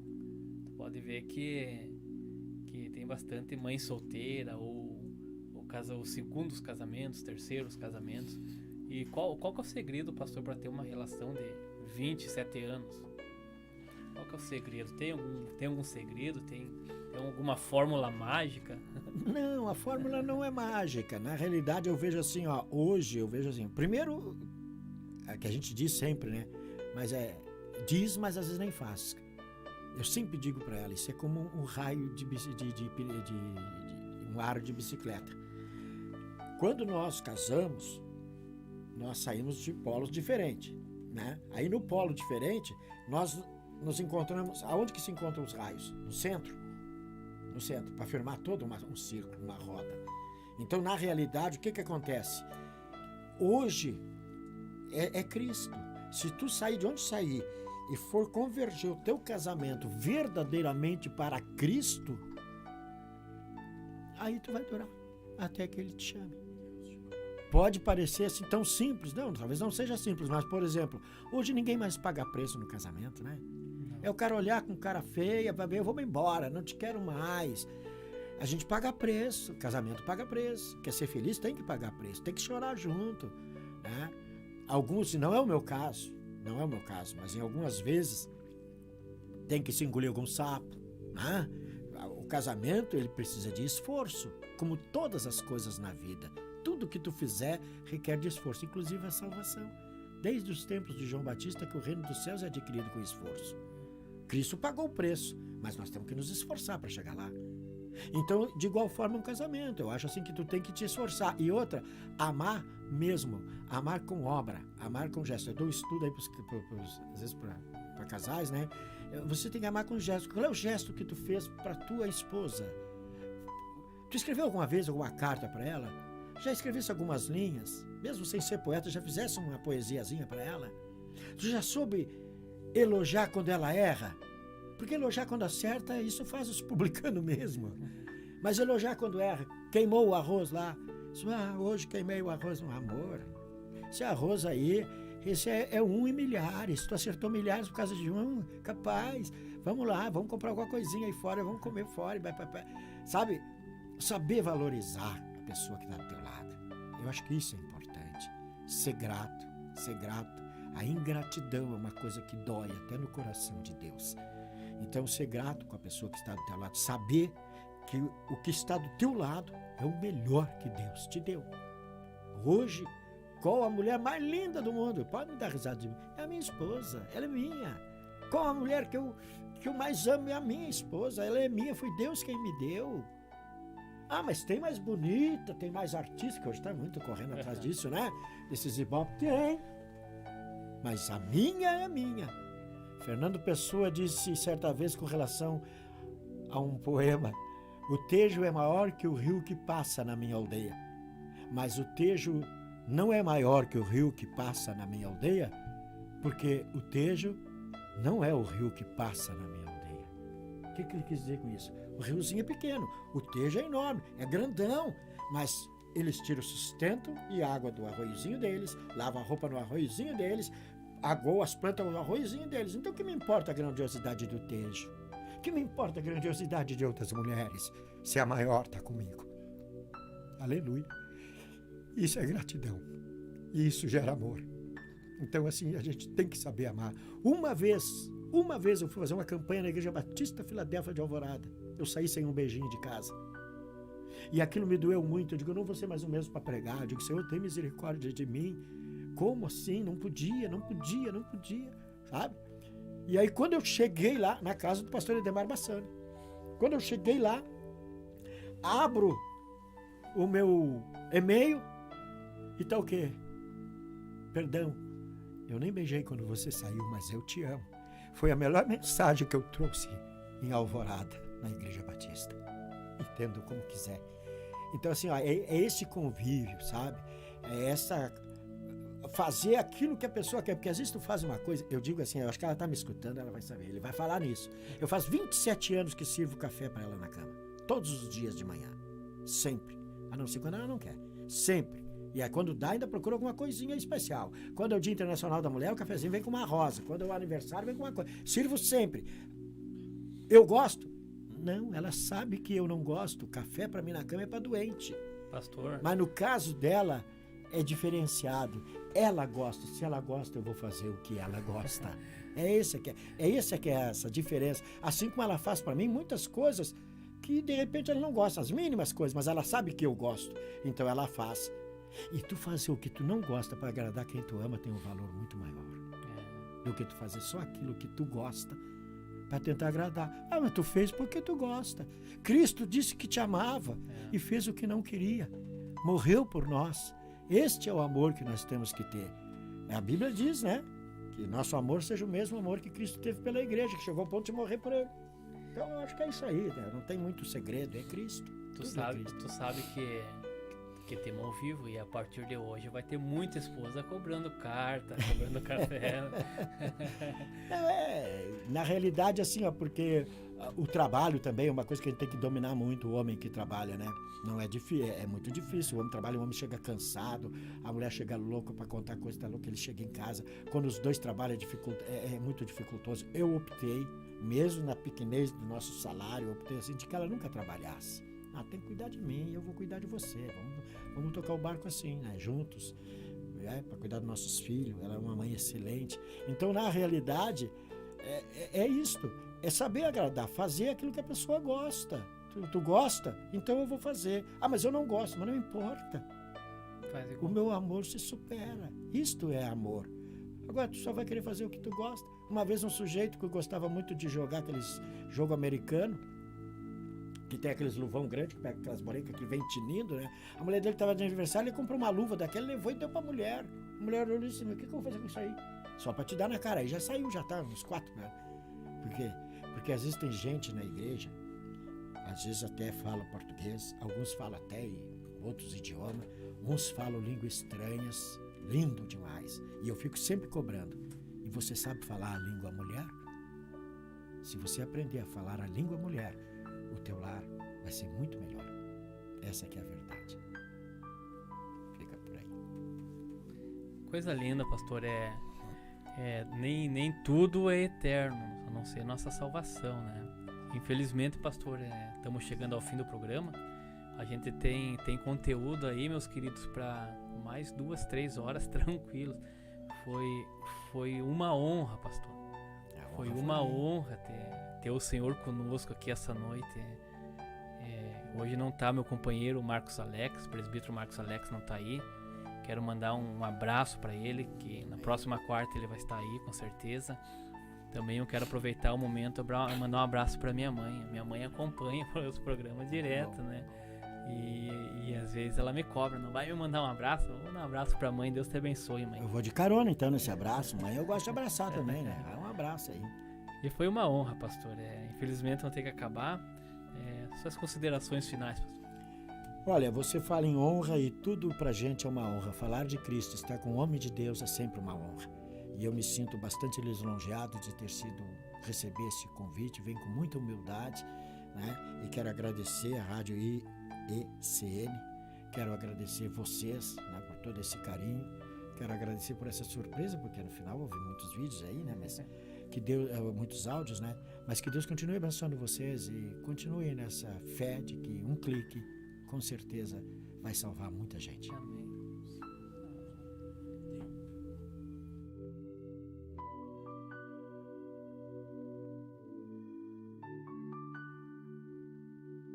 Do irmão Antônio, antes tem. A paz do Senhor, pastor Antônio, Deus abençoe. Tá lindo este programa. Que Deus abençoe o senhor e a sua família, o seu ministério, continue sendo esse homem de Deus. Deu saudade, pastor Antônio, do programa Só Jesus Cristo Salva, ouvindo o senhor falar. E eu me lembro aquele tempo que a gente ouvia a Rádio Cultura de Rio Grande e aquele lindo programa, realmente, muita saudade. Um abraço, pastor Antônio. Um abraço, querido irmão Antônio. O Antônio é de um outro ministério, mas muito nosso amigo em Povo Novo. Agora faz muitos anos que eu não vejo ele. Ele acabou me descobrindo de novo na rádio web e tem estado com a gente aí, né? E que bom que ele está conosco aí. Que Deus abençoe você e a família.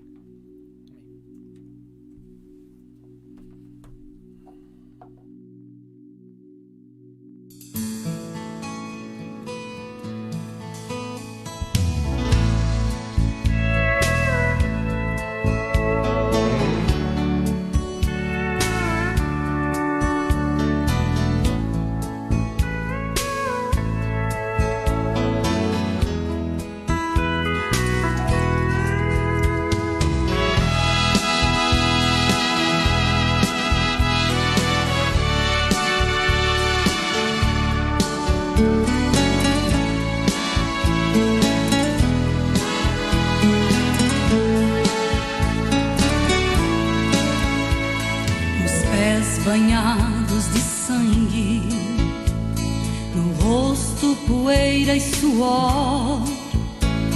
É mais um viajante em terra distante, mas não está só. Enfrenta qualquer batalha, já sabe quando é preciso, sua fé não falha. Não, não. Enfrenta o sol escaldante, não teme nem mesmo um vulcão.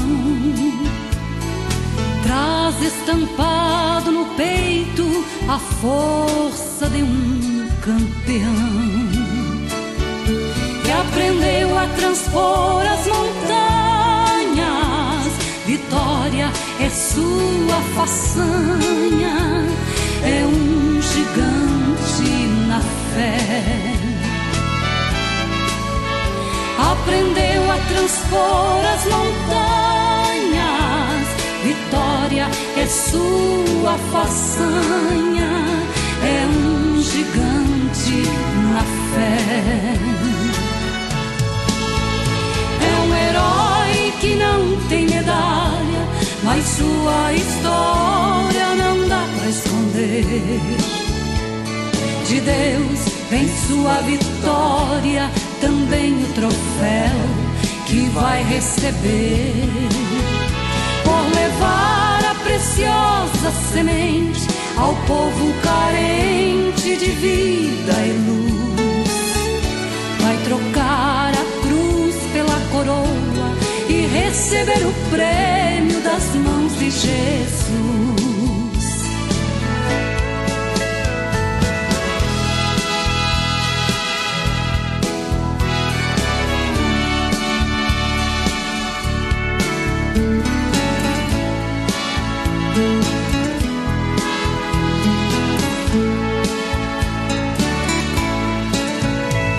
Enfrenta o sol escaldante, não teme nem mesmo um vulcão. Traz estampado no peito a força de um campeão que aprendeu a transpor as montanhas. Vitória é sua façanha, é um gigante na fé. que aprendeu a transpor as montanhas. Vitória é sua façanha, é um gigante na fé. É um herói que não tem medalha, mas sua história não dá pra esconder. De Deus vem sua vitória, também o troféu que vai receber por levar